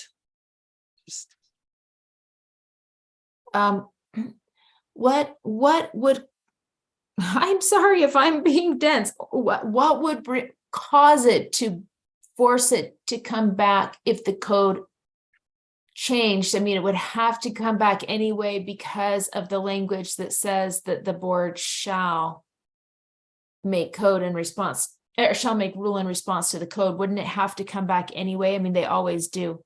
That's true. Probably. Was that you, Superintendent Stallings? Yes, that was me answering. I agree that if they did change that language, it would trigger us needing to redo our rule. So it's going to come back either way. Okay, then that answers my question. Thank you. Oh, okay, thanks so much. I know I have to think through this too. I appreciate the thought of trying to streamline though, because we always want to have that on the brain too. Member Moss.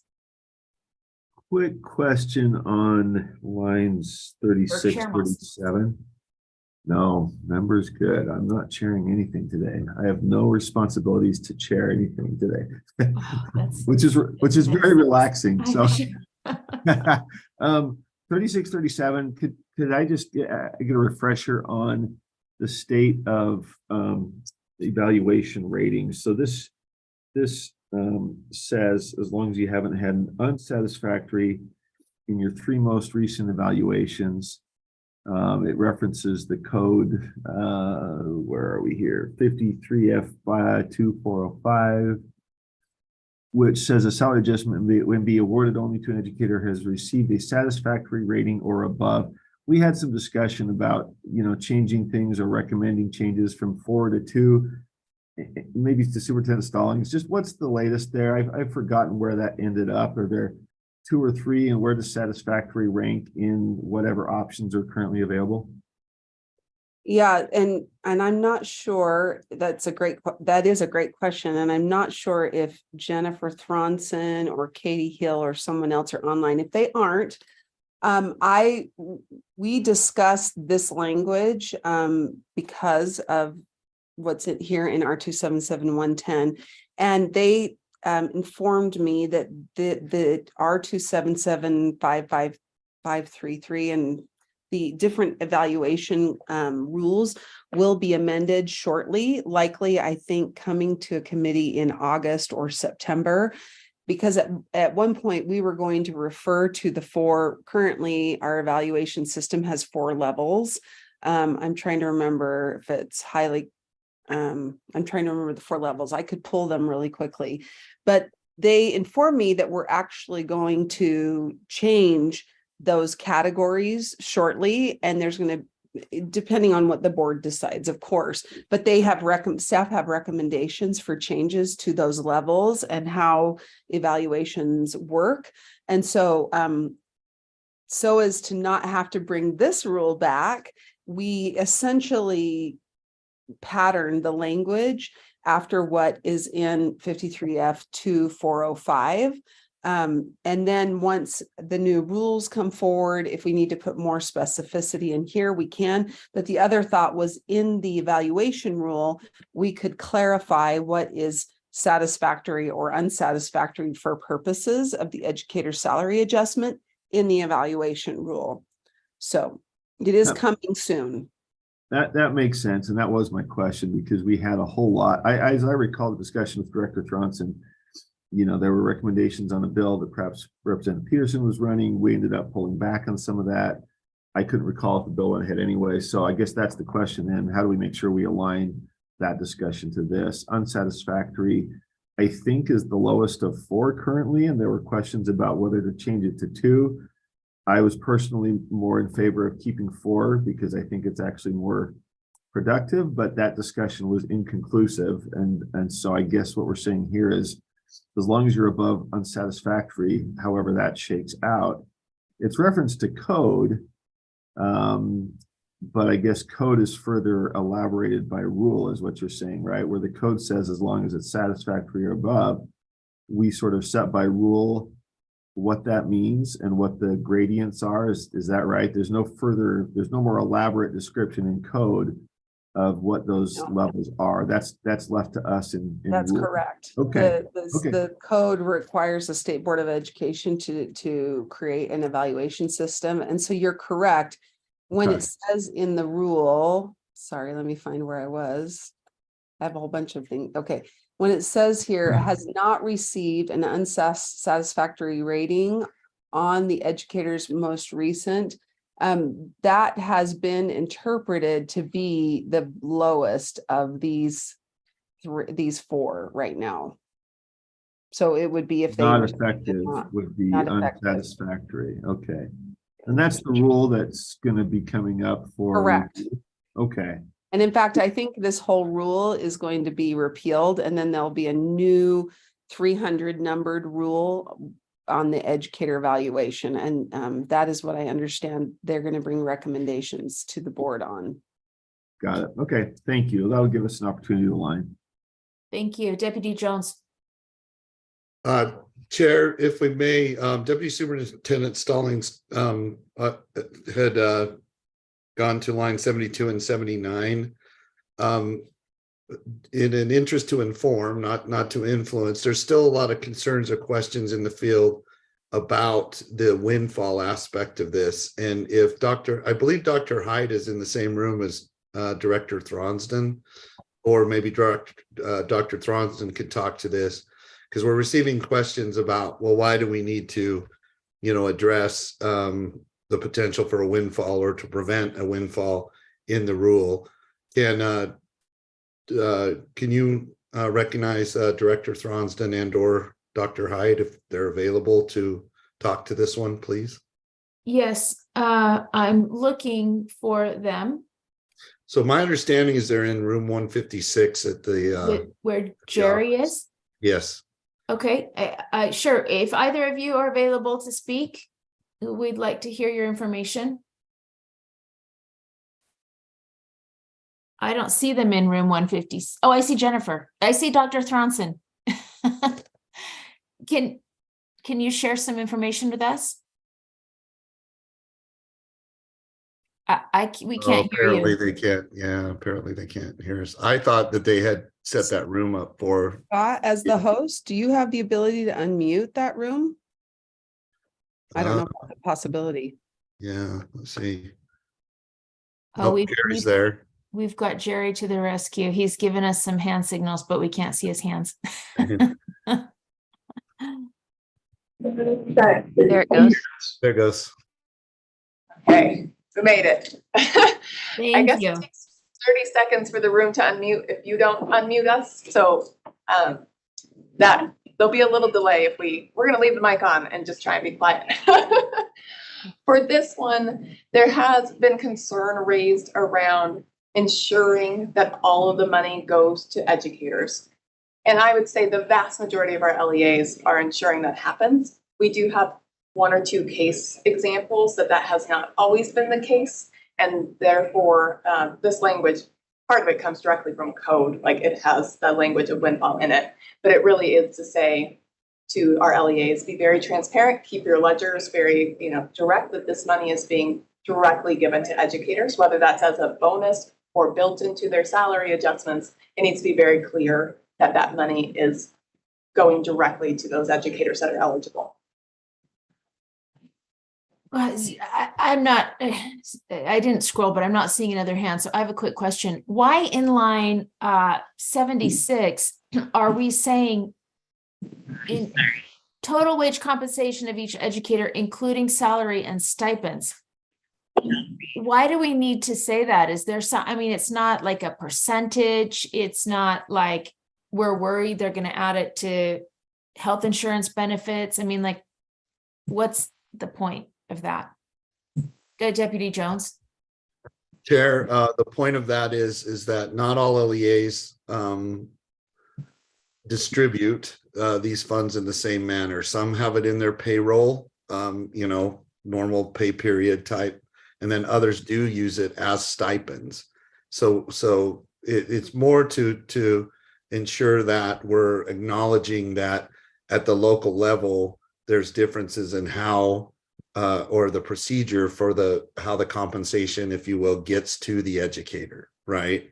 So that's really, and Dr. Thronsden can correct me if I'm wrong, but my understanding is that we wanted to make sure we called that out so as to recognize or that not every LEA has the same process, but every LEA is bound to provide them that funding, whether they do it as a stipend or part of the, you know, normal, I guess, payroll procedures is up to them. But that, as she stated earlier, that, you know, the emphasis is that we're ensuring that all the money is getting to the educator, no matter what the process is. That's my understanding of why we worded it that way. But subject to clarification or correction by. Yeah, I mean, I just think it'd be more clear to say whether salary or stipends by at least $4,200. But I mean, we can leave it. Now that you've explained it, I think it makes more sense to me. I thought we were trying to somehow like make them not include benefits in the total amount of compensation, but it wouldn't make a difference. So thank you. I think we can move on. Thank you for that description. Seeing no other hands, members, we have a motion on the floor to reread it. That the committee approves R277-110 draft 2 on first reading and forward to the board for approval on second and final reading. Members, please vote.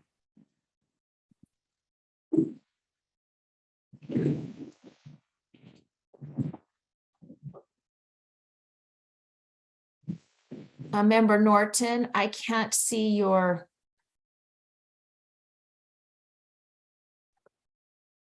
Yes. Okay.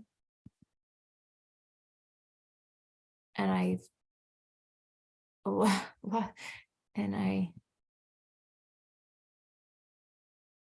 That would be unanimous. Member then. Bogus, yours. Okay, I didn't see yours in time while I was down on her phone. So, okay, that passes unanimously. Thank you. And let's move on to the next agenda item.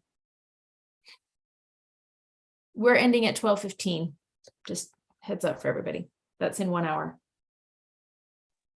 Chair, would you like me to go ahead and speak to that? Or sooner if the case happens. Yes, please. Okay, great. R277-619 is being repealed due to elimination or essential elimination of the funding related to this program. So we no longer need the rules since there are no longer funds associated with the Student Leadership Skills Development Program. Member Bogus? She answered all my questions. Thank you. Was this the one that supported like the student councils doing their leadership conferences and things like that? I thought it was Leader in Me, and I thought that some of them were at elementary schools, but I do not remember. I apologize. It doesn't matter. It's a repeal. Remember?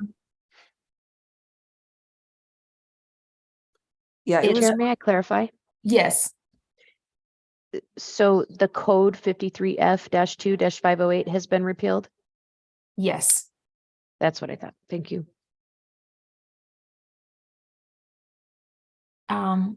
Okay, let's go ahead and seeing no other hands. Oh, I'll look for motions from the body or committee. I would move that the committee repeal R277-619 on first and final reading and recommend the board repeal the rule on second and final reading. Thank you. There's a motion on the floor that the committee repeal R277-619 on first reading and recommend that the board repeal the rule on second and final reading. Seeing no hands, members, please vote.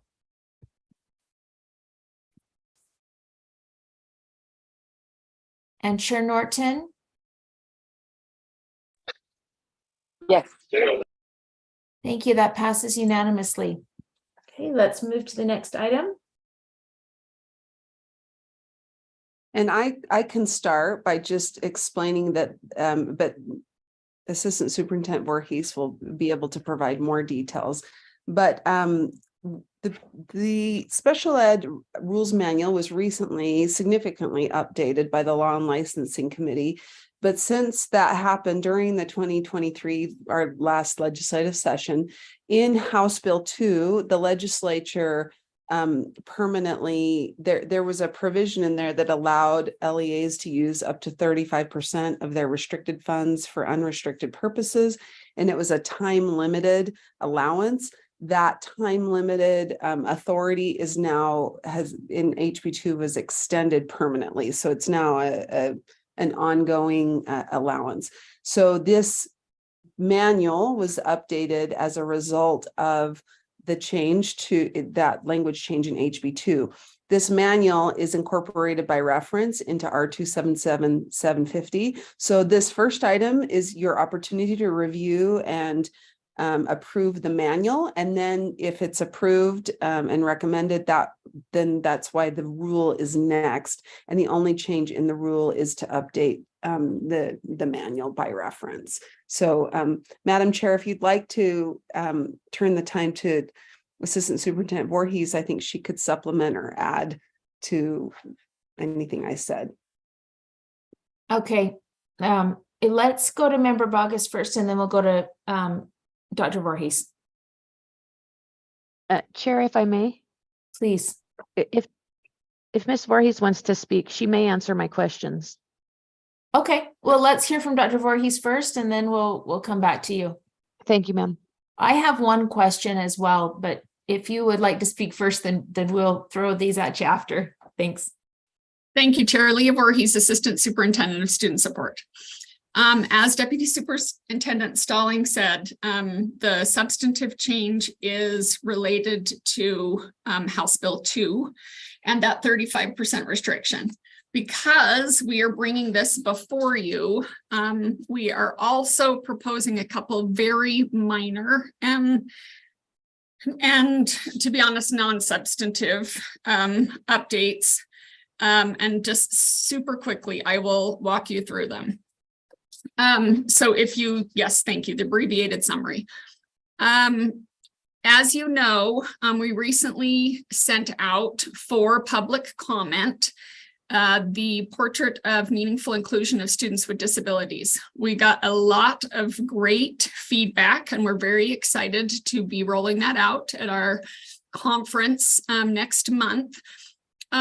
Several pieces of feedback were that in the definition that you adopted in the recent version of the rules, the term customized supports is included in the definition, and that was purposeful to align with the personalized competency-based learning framework.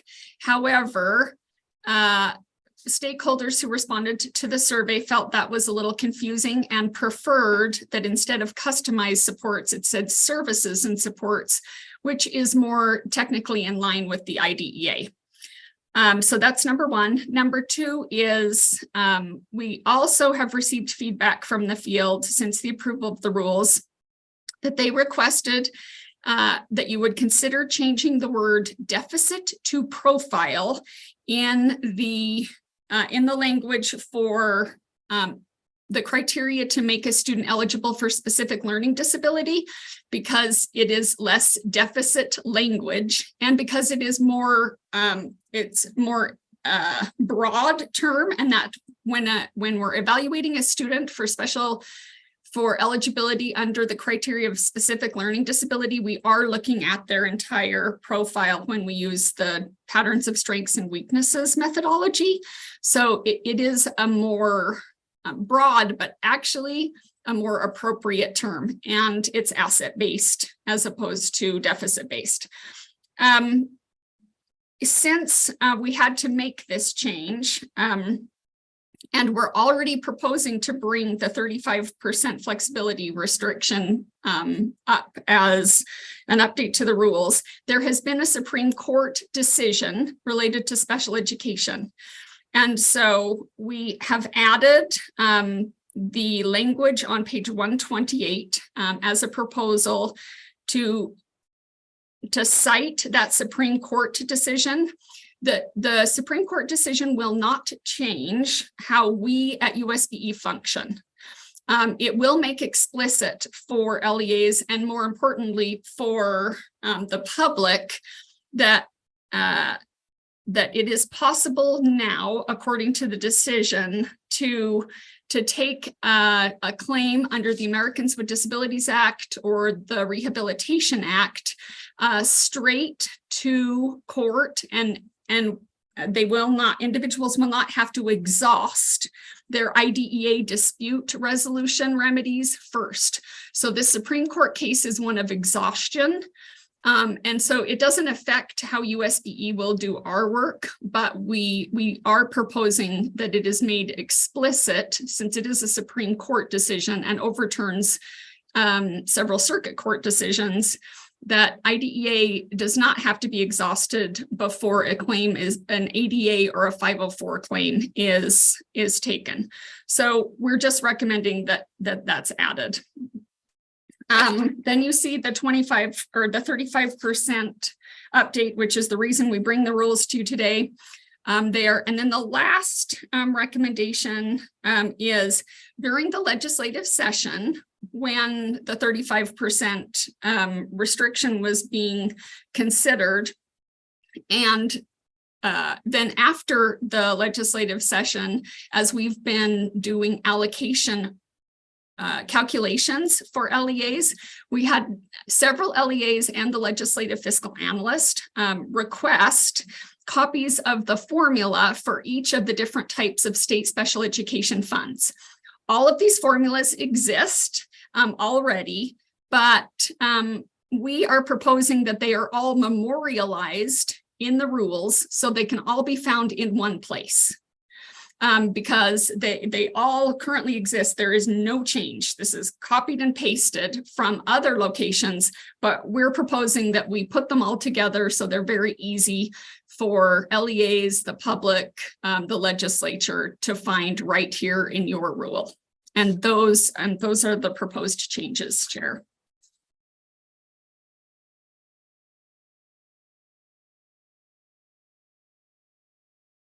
Thank you. Member Bogus.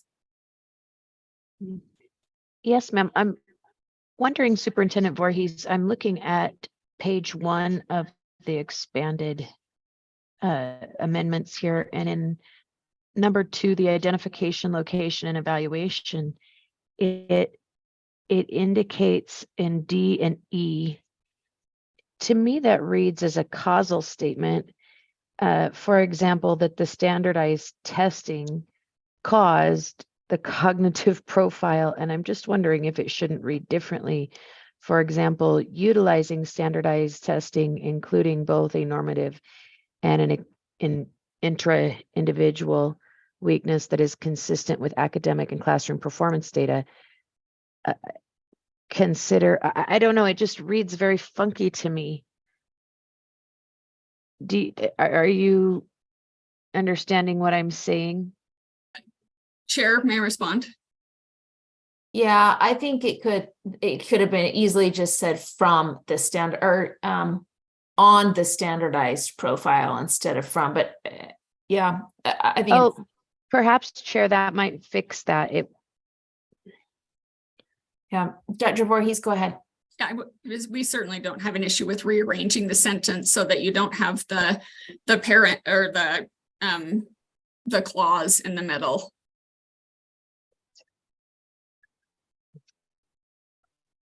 I mean, would that be something that we could do, or could we just say, consider whether the student's cognitive profile on standardized testing includes both the normative and? Is that friendly enough? I don't think we need to make an amendment. Can we just make that minor change so that it is a little more clear? I'm good with that if Deputy Stallings, if that is appropriate. Member August, do you feel that would resolve that concern? Yes, I believe so. Okay, thank you. I had a question. Can we go to the line of the 35% line or section? Yeah, I just need to know what page it starts at. Sorry, it was 239. Right here. Yeah. Do you want just the abbreviated or would you like the full manual? I just have a question. I'm assuming this is how it's written in the manual. And you all tell me if it's clear enough for you, then I'm fine with it. But it feels to me like this is saying you can use up to 35% of the LEA state restricted funding for special education.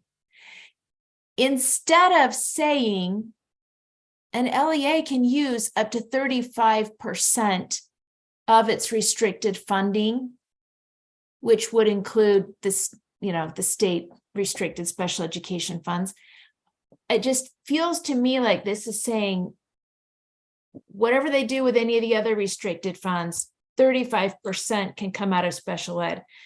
And the reason that language feels significant to me is because I'm going to make a motion that we explore asking the legislature to consider, with the 35% of restricted funds, that the LEAs only use a percentage of the state special ed funds that matches the percentage of their special ed count population, so that they don't take, they don't look at the whole 35% of their restricted funds. For some LEAs, that could be all of their whole state special education funding. And then this most vulnerable population is getting a heavier hit and potential loss than, have it equally distributed amongst all restricted programs and funding. Are you following? Chair, saying, could you comment on that, or just give me your thoughts? And let me see if I understand. I believe I understand what you would like to happen. Let me see if I understand the original question, which is the reason it is written this way: use up to 35% of the LEA's state restricted funding for each state special education funding program, is because there are 7. So they could use 35% of add-on, 35% of self-contained, 35% of preschool, right? Mm-hmm. Does that address your first question about why it's written that way? Well, no, I understand that. Okay, then then keep going. There are a lot of other restricted funds besides special ed. Yes. And so I don't want it to read like, take your whole 35% out of special ed. That's how it sounds to me. If all the other members don't think it sounds like that, and it's just totally clear to LEAs, they can take it from wherever, then I'll just drop it right now and make my motion about the percentage, and we can discuss that instead. Chair Moss. Yeah, I was just going to say, if that's the appearance of the language, that it says take it all from, I was just comparing this to the code, to section 209. It tracks it very closely. But you don't want to tell them, yeah, take it all out of SPED. You've got to, they have the option to do that if they chose, but it presumably would come from this, that, and the other. May use up to 35% for each special education program for flexibility without restriction. I mean, that seems to track the code language, so it looks right to me. But I guess Chair Davis, you're saying that somehow suggests that that's the only pot from which they can take that funding under the code, and it would encourage them to raid special ed rather than something else, because that would be unfortunate. That doesn't seem consistent. That's how it sounds to me, and it's probably just because I'm extra sensitive to it. But I mean, I would really be grateful if we could put something in here that says an LEA may use up to 35% of the LEA's overall state restricted funding. This may include, and then put the special ed funding. Follow up. Yes. I think that the code language, use up to 35% of the restricted funding for each formula-based program to flexibly and without restriction. So maybe, let's see, is that the same language that's there? May I clarify something? Yes. The thing to remember, this is not the rule that implements what is already in code or in HB2. This Right. is just meant to clarify for purposes of special ed funding, here's what you're allowed to do with respect to that flexibility. So when an LEA is thinking about using their restricted funds for other programs, this would not be the rule to go to, right? They would look at the code and then maybe, I think we might be actually enacting another rule, working on a rule that's broader, that's more about all of the authority related to all programs. So just wanted to frame it that really this language here is only restricted to, it's about the special ed program. So it's not meant to govern what LEAs do with all their restricted funds in other programs. And I don't know if that helps, because I don't know that we want the special ed manual to now give direction to LEAs about funding for all state programs. But instead, this manual is meant to only provide direction on this one program. Yeah, I do understand all that. This is what we used to call the golden rules. So it's read by, special educators, but let's leave it for now. I am going to make a different motion, but Neil Stevens, you have your hand up. Yes, I would like to clarify the intention behind this. The statute restricts that from any restricted funding source, LEA may redirect up to 35% of that allocation over to an unrestricted source. So what this rule intention is saying is, of your special ed allotment in a given year, up to 35% can be redirected for other uses. Not 35% of all your special ed dollars you have in your coffers at this moment. Now 35% of all restricted funding can come from special education to be redirected. It's just for that year's allocation, up to 35% could be redirected. And that applies to any restricted funding source, whether it be CTE, at risk, any of our below the line programs. So this is just clarifying, look, you can take 35% of your allotment in this year for unrestricted purposes to be in compliance with the state code. Yeah, I do understand that. Thank you. I just think thank you. Okay, let's. For reference, in fiscal 22, only $20 million was redirected out of restricted programs into unrestricted programs. So a very small amount was moved. Majority of that was special education funds. I think right around, probably about $15 million was from special ed. But we're talking about $15 million out of $450 million was redirected. Very small amount. Thank you, which actually speaks to my next motion that I'm going to make, because if 75% of the movement has come out of special ed funding and only 10% of our student population are in special education, then this population is getting disproportionately impacted by this new code. Chair Moss. Well, I can wait if you had a motion. I just had a question. Well, go ahead with your question and then I'll make the motion. Just for Neil, is that report available somewhere about transfer reallocation of funds to date? We can produce one. We have in our data dump for finances that were reported through UPEPS, and we can produce that information on detail if you'd like. That could be helpful if it's possible to put that request. I don't know if it should be made here during the data and statistics request section, but I'll defer to Chair Davis. It would be nice to see that, what you're talking about though, and which LEA schools did what. Thank you. Thank you. Member Straight. I hope this isn't too close to the same question. Do we have any data on size of LEA and percentage of these restricted funds for special ed? You were breaking up a bit. Could you repeat that question? Okay, let me get closer. Can you hear me good? Yes. Or well, I should say. All right, so do we have any data on size of LEA and fluctuation or of their special ed restricted funds?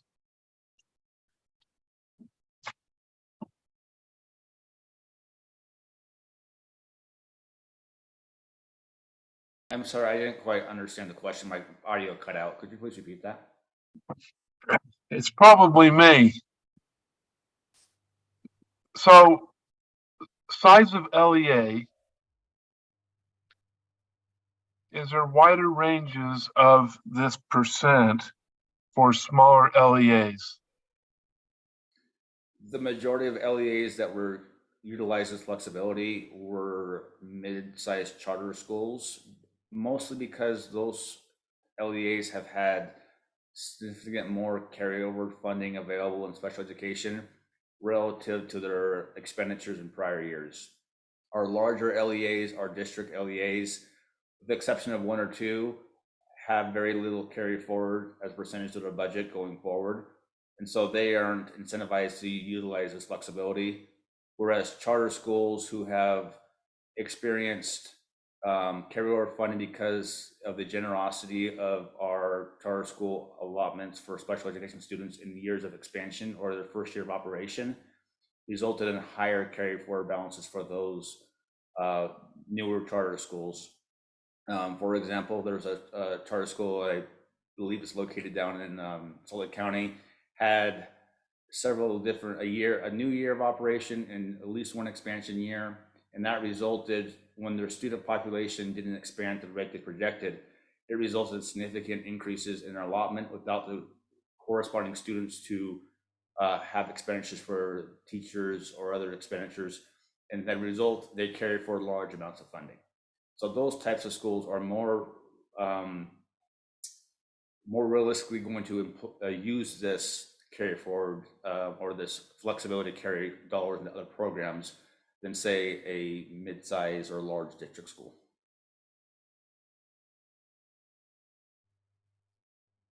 That brings us to a whole nother issue that we have debated for the last probably 3 years. If 20% is too high for a carry forward amount, and if that has precluded us having actually accurate special ed funding, because these, legislature will say, well, you've got this carry forward money. I would say that we've made significant progress in carry forward balances since we implemented the spend plans that we started in fiscal 20. Those balances are down almost $20 million since that time period, which is relatively about 1/3 of the carry forward has been spent down since then. Very few schools were going to be over, or LEAs rather, will be over the 20% threshold by the end of fiscal 23, when we can then proceed to recapture any carry forward funds above 20% threshold. Yeah, I agree. And that's really because we started monitoring it. Correct. And so that's why, they got down to that 20%, but the 20% even still continues to be used as a reason to not fund some programs for special education fully. I'm looking to see if we have any other board members' hands right now. I'll go ahead and make the motion. I recommend that the committee approves updates to the special education rules incorporated by reference in R277-750 and forward to the board for approval, and seek code change to make the amount of the 35%. Sorry, Madam Chair, could we Yes. do two motions separately? Yes. It'll be easier to track if we do the manual and then do the Yes. separate motion. Thank you. Yes, I move that the committee approves updates to the special education rules incorporated by reference in R277-750 and forward to the board for approval. Seeing no hands, members, please vote.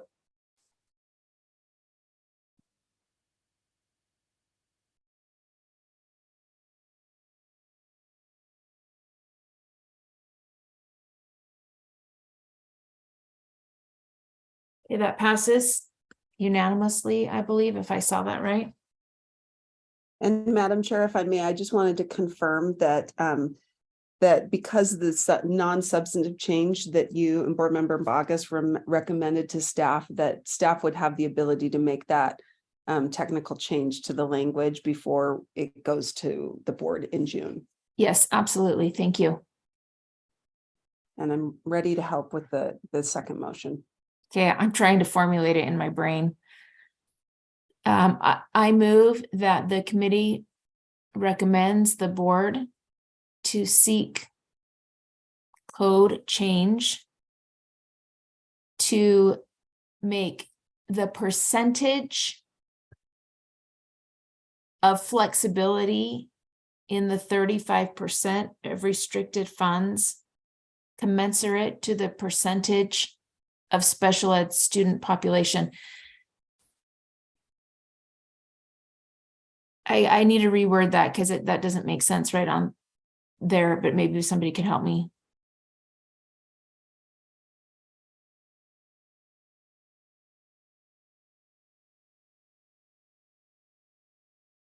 So for example, I believe that the cap was just raised to 14%. So out of those 35% of total restricted funds, let's say you had 14% of your population was in special ed, that only 14% would come out of special ed coffers. And the other would come out of the other restricted funds. So that we don't have a situation that we're currently in where we have 75% of the movement of the flexible funds out of special education funding.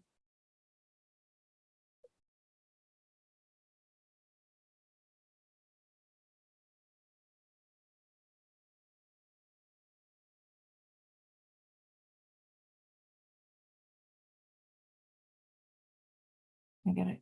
I'm looking for hands.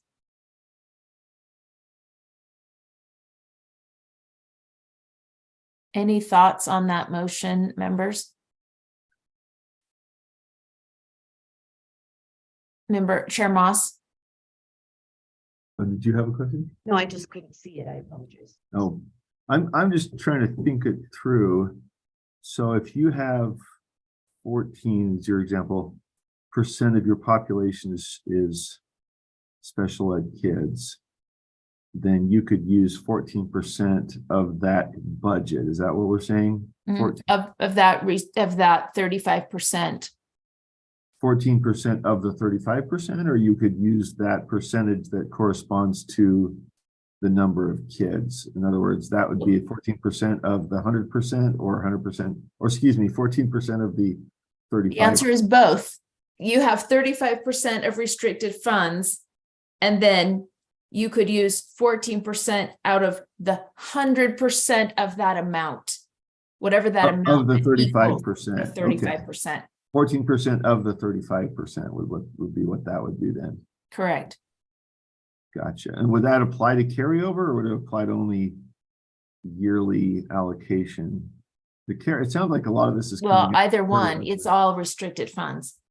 Right. Yeah. I guess my question is, to what extent are services being limited, or are they pulling out otherwise unusable funds for which they don't have enough kids? I'm just not familiar enough with these numbers, which I think the data from Neil will help. I'm curious if kids are not being served, or if they're just reallocating money that they don't have the kids to. It would be an unusual thing to have extra funding, right? Because there's needs for these kids.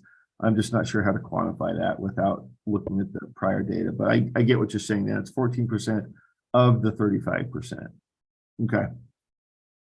Yeah, and I think we do have this carry forward situation that we've been paying down over the last couple of years, but that's going to change. And we have talked for a long time about the need to reduce that 20% carry forward, that it's too high, down to maybe like a 10 or 15, I know. We've got Wested studying that right now, so we should hold off and wait for our Wested results so we can look at kind of funding overall.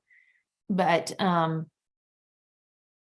anyway, I think special ed students are being disproportionately impacted by the 35% rule currently.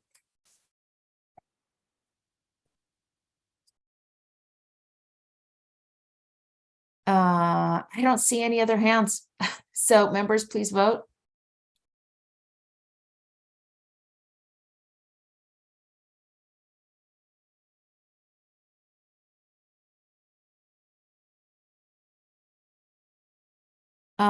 Member Norton?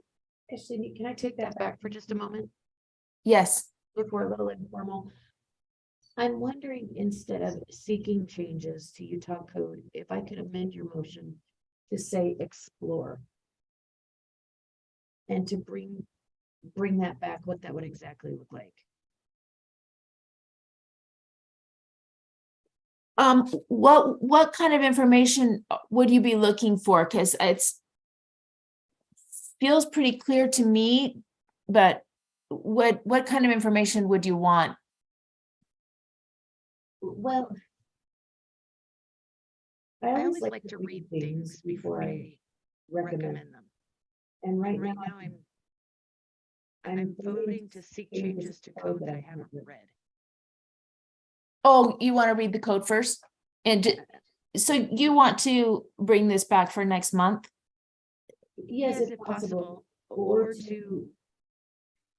I'm fine with that. I'd love to have the staff report on it, what that might look like, what changes they would actually be seeking. That way I have a very clear understanding, and maybe I can meet with you so that it's hard for me to articulate, so that I can articulate to someone else what I am voting for. Sure. I mean, I'm fine to have them come back or to bring it back next time and, you know, explore that option a little more. I would feel better about that. And then I can give a full thumbs up on this. Okay. And Madam Chair, if that passes too, you could just have it be a committee directive, meaning that the committee directs or asks staff to provide information regarding this, and it wouldn't necessarily need to be a motion for the board, unless you. So I just wanted you to It doesn't need to be a motion for the board. Let's just ask staff to bring back information to the committee, and then if this committee decides to send it to the full board based on that conversation, then we can. But for now, let's just ask for the information to be brought back for committee so we can explore the situation and the code. Thank you, Chair. Sure, thank you. It's important to be. Madam Chair, is that going to be an official amendment you want to vote on, or is that a friendly accepted? It's friendly. Okay. Member Straight has his hand up. You're muted. You're still muted. No, I'm not. Now you're here. Okay. So I had a difficult time hearing Board Member Norton's comments. Could we summarize? I'm missing something. It was Member Bogus that was making those comments. Oh, okay.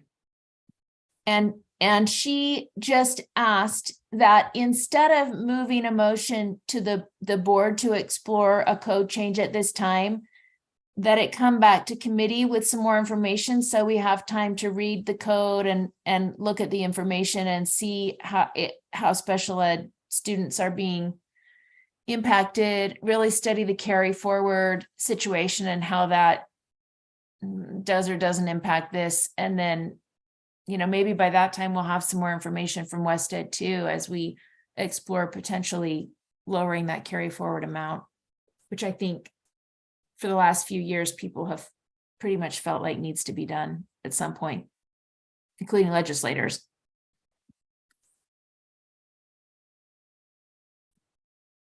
Dr. Voorhees.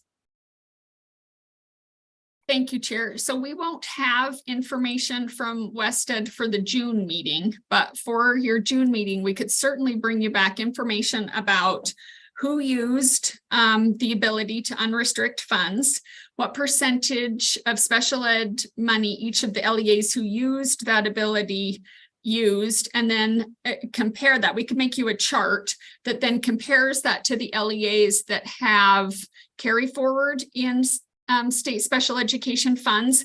Is that the type of information that would be helpful to you as you're considering your previous motion? Member Baucus, would that help? Is that the type of information you would like to see? Member Baucus? Apologize, Chair. I couldn't find my mute button. Oh, it's okay. Yes, that would be super helpful. Thank you. Okay. We're That happy to sounds do great. that, Chair. Thanks, Dr. Voorhees. I think that'll be helpful for all of us, actually. Okay, members, please vote. My vote is yes, Chair, but my screen went dark. Okay, thank you. Member Norton? Chair Norton?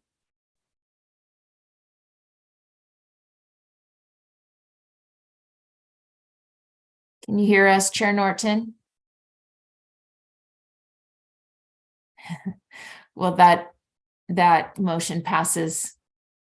I can't get a vote from Chair Norton right now, but hopefully we'll get her in because I know she's got some comments for an upcoming agenda item. Okay, let's move to the next item.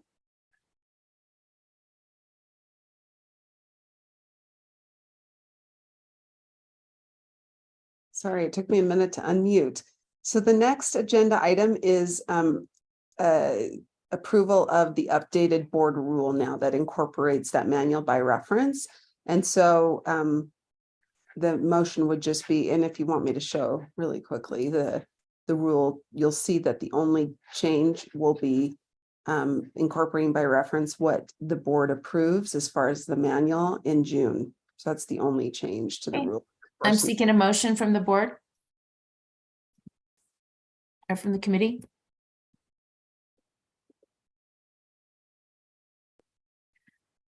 Just scroll through to try to find. Chair Moss, I don't see a hand, but I see a green check. Are you willing to make a motion here? Member Baucus is actually making a motion, but I think she's muted. Oh. Did you mute it again? You can just. It's just crazy over here. So I would just move that the committee approve R2777750. Draft one on first and final reading and forward to the board for approval on second and final reading. Okay, thank you. There's a motion on the floor that the committee approves R277-750 draft one on first reading and forward to the board for approval on second and final reading. Members, please vote. Can you hear her? I can't. Gosh, is that just me? Oh, I no, yeah. Chair Norton, can you hear us? I can, and I'm a yes on both of those two. I couldn't get to mute either. Oh, great. Thank you. Okay, that passes unanimously. Let's go to the next. Thank you, committee. Thank you. We appreciate all of this work that goes into this. It's, I won't even say hours and hours. It's like years and years.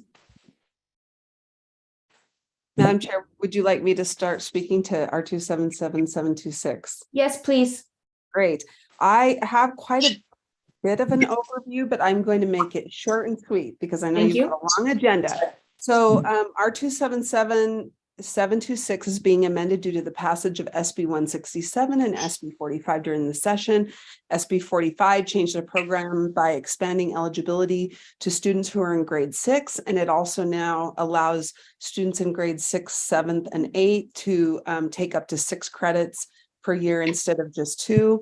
SB 167 also amended the program by requiring a number of things, which is the main reason why R277-726 is being edited today. So in addition to the required elements due to SB 167, I did just want to point out that also the rule is updated to provide more clarity and incorporate provisions related to parent and student rights beginning on about line 170.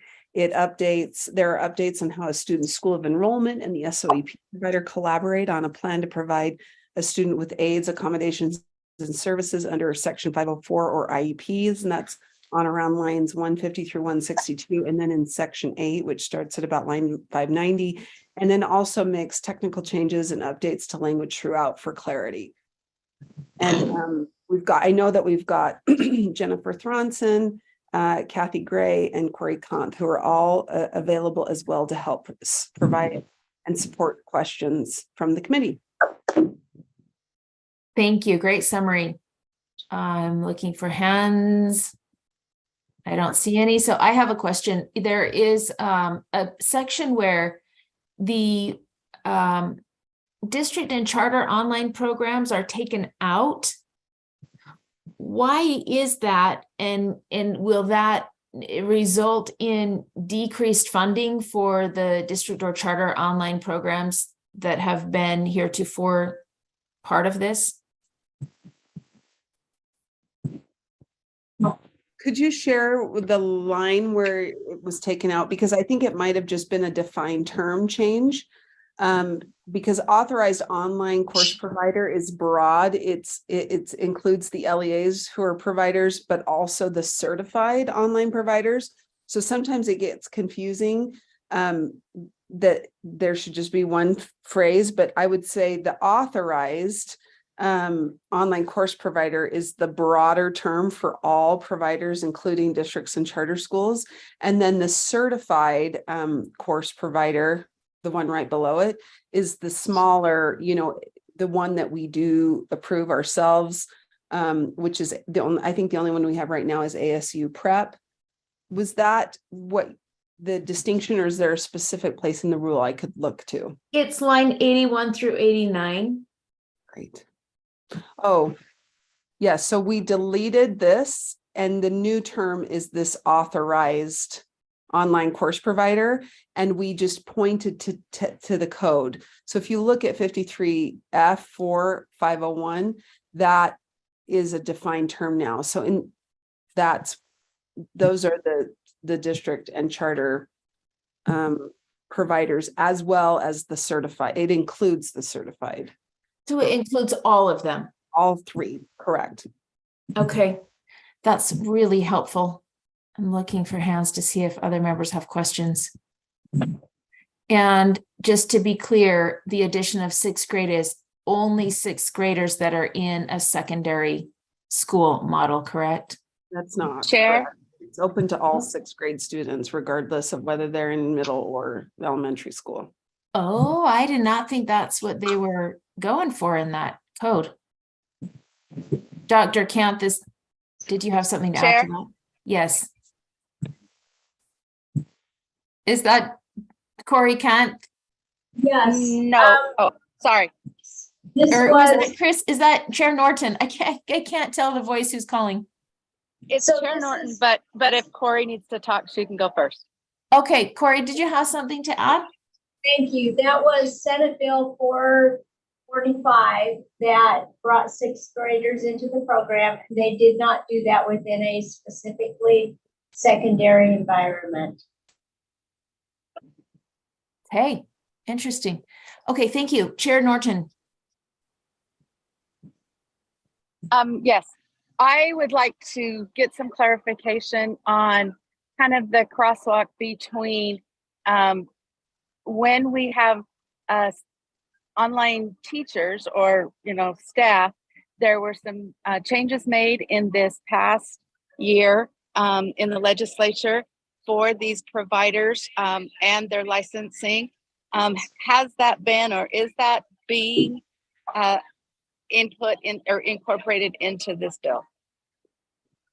It is briefly, but actually there's a whole separate rule, R277314, which is actually being heard in law and licensing today at the same time. And I meant to mention that in my overview, was that was one of the large things that SB 167 did was required the state board to create this new license. And Malia is in the room with Jennifer, I believe, and you could probably speak to it. I'm not sure if law and licensing has already taken action on that license, but I think there's references to it here, but the core policies or the substantive elements of the license are in a different rule, R277340. Yes, I'm happy to address that issue. Malia Height, I'm the executive coordinator of educator licensing. And I did just walk across the hallway where the Law and Licensing Committee did approve R277314 draft 2 and forward it to the board, which establishes the provider specific license. And so in the Senate Bill 167, there's language that states that anyone with a provider specific educator license that is in the process of becoming endorsed may teach a course without having the endorsement. The conflict is that there also is language that says that the teacher in the rule says the teacher must be properly licensed and endorsed prior to providing services to students. So on the first day of classes, the educator must be licensed. The provisions around the provider specific educator license and how that is requested from providers, along with current licensing policies, ensure that when a provider assigns a teacher, they should check the license status of that educator.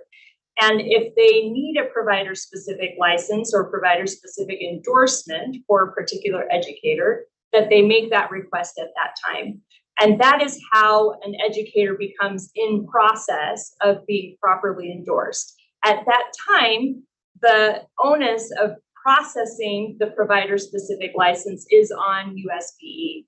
And so we would ensure that all educators for whom a provider specific license or endorsement that has been requested is processed and awarded prior to the beginning of class for which that teacher is assigned. So the teacher has to have an elementary, secondary, or CTE license. And then this provision, and does that have to be from Utah, or can it be another state, I guess, if there's reciprocity? Oh, there is no reciprocity. It must be a Utah license. And since the SOEP provides only grades 6 through 12, these are the 3 license areas that can qualify a teacher to teach those courses. And then they are actively working on an endorsement in the endorsement area while they're teaching on a provider specific license? They may do that. That is possible. But if they are on a provider specific license, the only way they can be qualified is with a provider specific endorsement. And the only way to be in process of that is for the provider to make the request. Is it like an Apple kind of a situation to get the endorsement? No, so and it's provided in backup for 314 for law and licensing, but the provider specific license requirements are nearly synonymous with the LEA specific requirements. Okay. Thank you so much. So it's exactly the same with the exception of it being provider requested versus LEA requested. Thank you. Okay, members, Chair Moss. Just a quick follow-up, and I apologize if you already addressed this. Where a LEA specific license, the LEA works them through it, are you saying that USBE fills that role here rather than the provider? No, all of the requirements for the LEA specific license, the LEA has to do all of the duties the LEA assumes when granting an LEA or requesting an LEA specific license. The provider now assumes all of the same responsibilities when recommending an educator for a provider specific license. Okay. Is there any difference in USBE being the entity that approves versus, well, let me rephrase that. Any difference between the ability of the provider to kind of sign off on it that's different from an LEA where the USBA instead needs to step in some capacity because that provider may not be an LEA. It might not, you know, we've talked about a couple of these that came up that are out of state. How does that apply? Yeah, so all of the requirements that an LEA has for an LEA specific license, they're all colored in light orange or yellow on this form. Those are the same responsibilities that the provider assumes.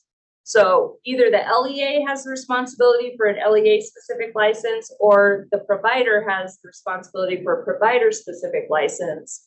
The USBE monitors things like, do they have a policy that's in compliance? Do they do all of the appropriate notifications and those kinds of things? And the USBE is who grants the license, but the request and responsibilities for meeting the requirements of licensure are on the LEA or the provider respectively. Got it. Okay, so same process, just they need to work on the fulfillment and then we grant and review and grant if everything's done correctly then. Correct. Okay, gotcha. Thank you. Thank you so much. And Dr. Thronson, did we have a one-time only SOEP funds? Can you explain quickly what that was? And we have very limited time. Yes, I'll be very concise. So there was a 3.2 million one-time funds, and Dale brought this up earlier. And so the way that we are proposing to spend those funds is a distribution across private, home, and the small schools. So at this time, we're anticipating about 11 million going to the private providers, 900,000 going to home, school, and then the remaining portion for small schools, which is about 2.5 million. So we just wanted to clarify, as I think the language earlier was that all of the money was going to go to small schools, and that is not the intent. Okay, and I hear we had been getting some feedback on that, so thanks for clarifying. Chair Moss. Yeah, thanks, Chair Moss. Oh, I dropped my hand. I think that was answered. And I assume, I mean, some of this stuff was restricted at the legislative level. This is money that's subject to being reallocated in that way? Yes, so it left the language in HB2 left it up to USBE to determine how to allocate the 3.21 million between, well, amongst private, home, and public, or not public, yeah, public. So it's the small schools. So that is in looking at anticipated numbers of students in private, home, and public. That was the way we could best distribute the funds to cover all the needs that we're expecting in private and homeschool, and the remaining funds that we anticipate that would be remaining to going to the small schools project. So we based that allocation on percentages of students. Yeah, like the anticipated growth in those programs. So for example, in this rule, we were adding 6th grade. Well, that means the private schools will also potentially be growing and adding 6th grade students to their population, homeschool, and so on. And so we did those projections. The economist of Dr. Comp really helps us being able to make those accurate projections of how many kids we anticipate will be served. And I see Deputy Jones, he can probably speak more articulately to this area as well. Okay, thank you. I interrupted, I think, Chair Moss. I just want to make sure he's covered. No, thank you. I just want to make sure that was unrestricted. Sometimes there's been line items on these, but that helps delegate it to us. Thank you. Thank you. Deputy Jones, we have 2 minutes. Chair, no, Director Thronson covered it. I just raised my hand just to make sure too that we can demonstrate to anyone that's interested in it how we're allocating those funds. So we have that information available. Thank you. Okay, thank you. Let's move on. And also, we've got to get a motion in, but is the committee comfortable moving the last item on the agenda to next month's meeting?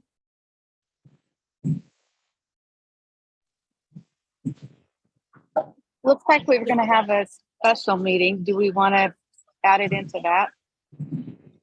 That's a good idea. This was a long agenda today. I would concur with. Yeah, let's spend our next 2 minutes. We've got to get a couple of these in. Let's, Madam Chair, did we vote on 726? I don't know that the committee voted yet to approve 726. Did you want to make that I motion? don't think we did. I move the committee approves R277-726 draft 1 on first reading and forward to the board for approval on second and final reading. Seeing no hands, members, please vote. Yes. Thank you. That member Bogus is opposed. Member Chair Moss, I can't see your vote. I'm a yes. Okay, that passes with everyone else as a yes. Let's look quickly at PLC carry forward spend plan. I'm seeking a motion from members.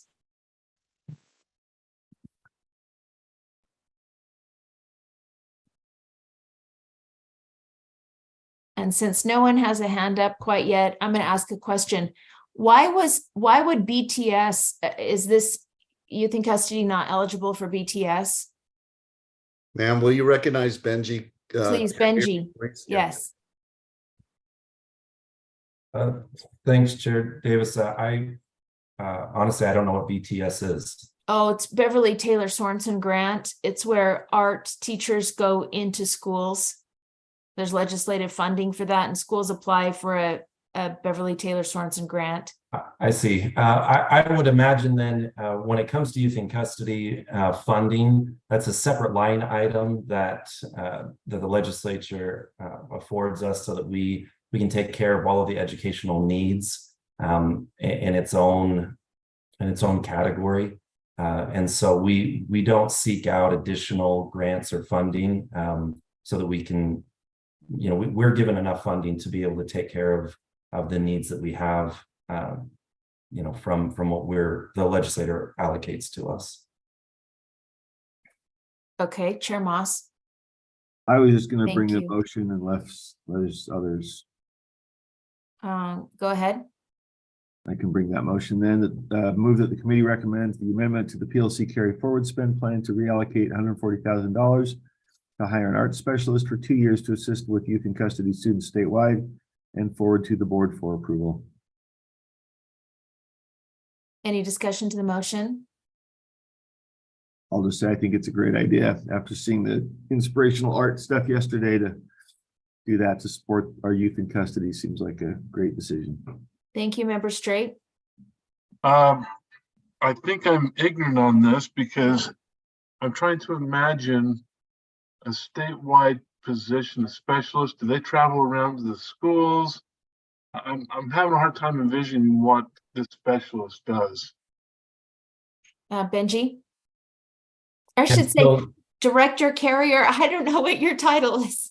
Benji is just fine, Member Davis. Thank you. My title is coordinator of YIC though, but Benji is just fine. Thanks.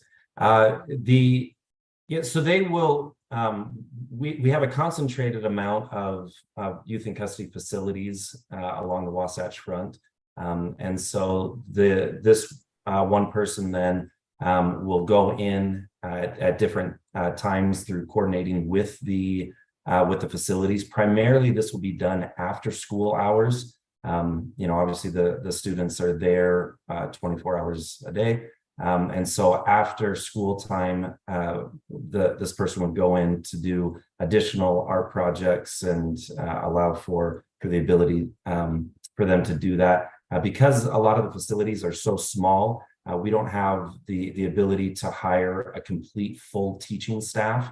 So we focus on our core subjects. And so some facilities that are quite large, we do have art teachers in them, but many of them do not. And so this is an opportunity then to be able to allow them to go in and provide those chances for our students.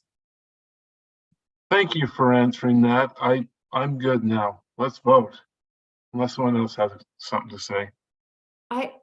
Has PLC always been specific to youth in custody, or is PLC a general account that the board oversees? Deputy Jones, could you answer that? That's a good question. I'm not certain. Perhaps I think I Director- found my answer actually, Okay. because the I don't- 200,000 was originally going to be for youth in Oh. custody students online credit recovery anyway, I see. Yeah, no, I see what you're not saying. too. overall LEAs. Okay, I'm ready. I'm ready to vote. I'm good. Members, let's vote. Kristen, yes. Okay, that motion passes unanimously. I believe I can't see one. I'm a yes. Member Bogus, are you a yes? Yes, ma'am. Thank you. That passes unanimously.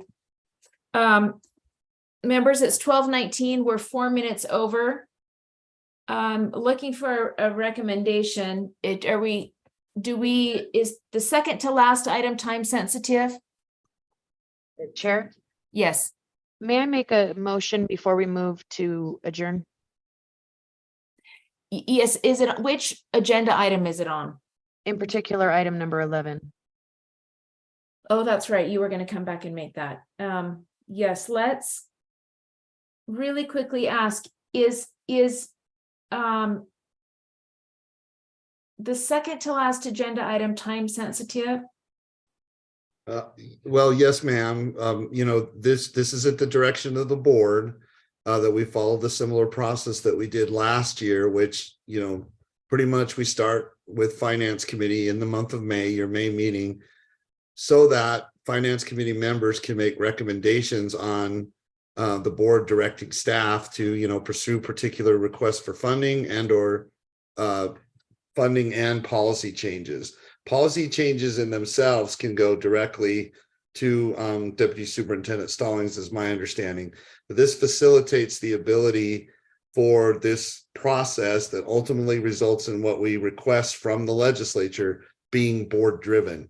So yes, it is a time sensitive process. If anything, if we adjourn today with just board member Bogus's motion, that's great. Just as Chair Norton mentioned earlier about moving the last item to the special committee session, you may also want to consider doing this one as well, right? Just to keep that perpetual type of process going, so that ultimately you as the committee make recommendations to the board on, what funding to pursue. Yes, but this item is about process, not content. So I think we can pass it quickly, or is it also content? I think it's mostly process for this recommended I think so action. too. It's mostly process, but the process being that it accommodates or allows for what board member Bogus is about to do, right? So we can make It's two not- yeah, motions today. correct. We can make Okay, the yes. recommended action and we Sure. can make her motion. Chair Moss. Sure, yes. Yeah, Okay. I'll bring that motion. I was just gonna Okay. say, this just kicks it off, so. Go for it. I'll move that the finance committee members recommended the Utah State Board of Education funding request for the Utah State Board of Education staff to prepare and present to the full board beginning at the August 2023 board meeting to meet the requirements of the Budgetary Procedures Act for Public Education and ensure a budget proposal for the 2024 Utah Legislative General Session. Seeing no hands, please vote. Kristen, yes, and I have two of those motions, but I will hold them until later this month. Okay, thank you. That passes unanimously. And Member Bogus has a motion. Yes, ma'am. I would just like to move the language that Angie has on the screen. Okay. Do you want to read that or do you want me to? Yeah, yes, ma'am, I can read it. It says that the committee directs staff to research and recommend options to simplify the funding formulas for the voted and board levy guarantee program and to bring recommendations to the finance committee in the committee's August 2023 meeting. Thank you. Seeing no hands, members, please vote.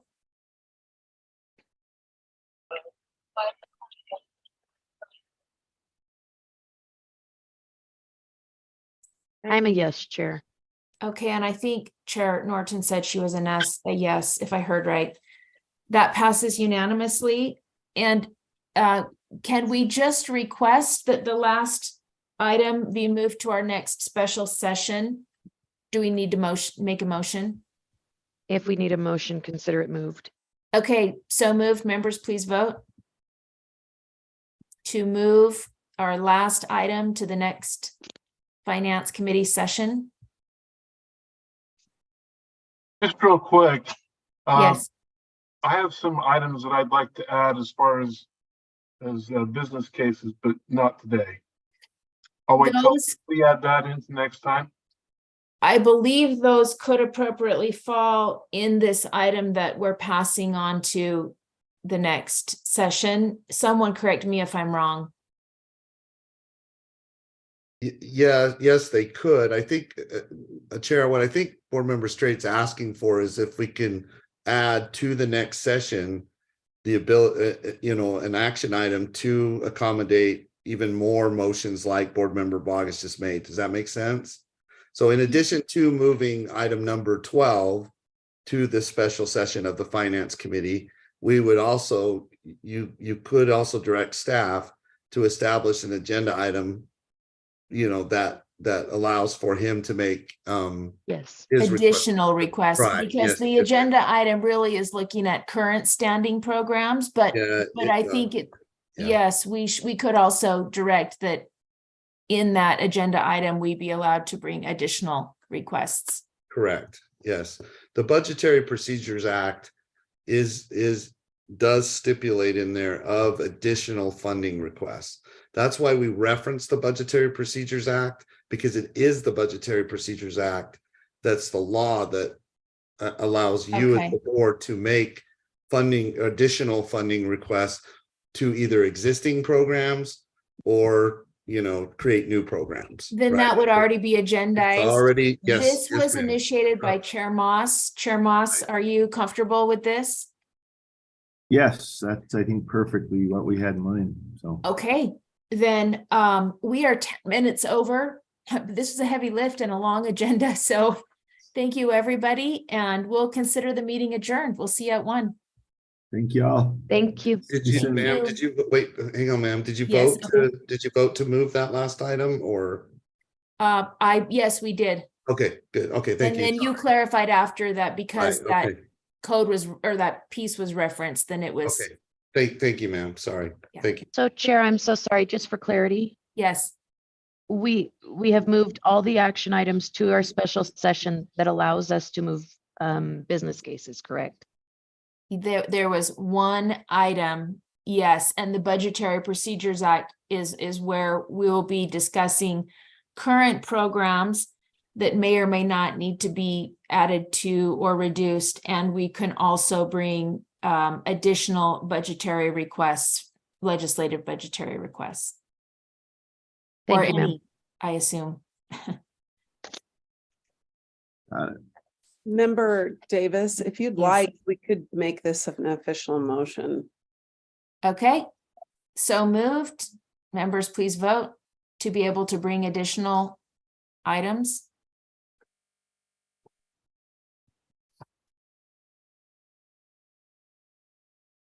Member Norton, are you a yes?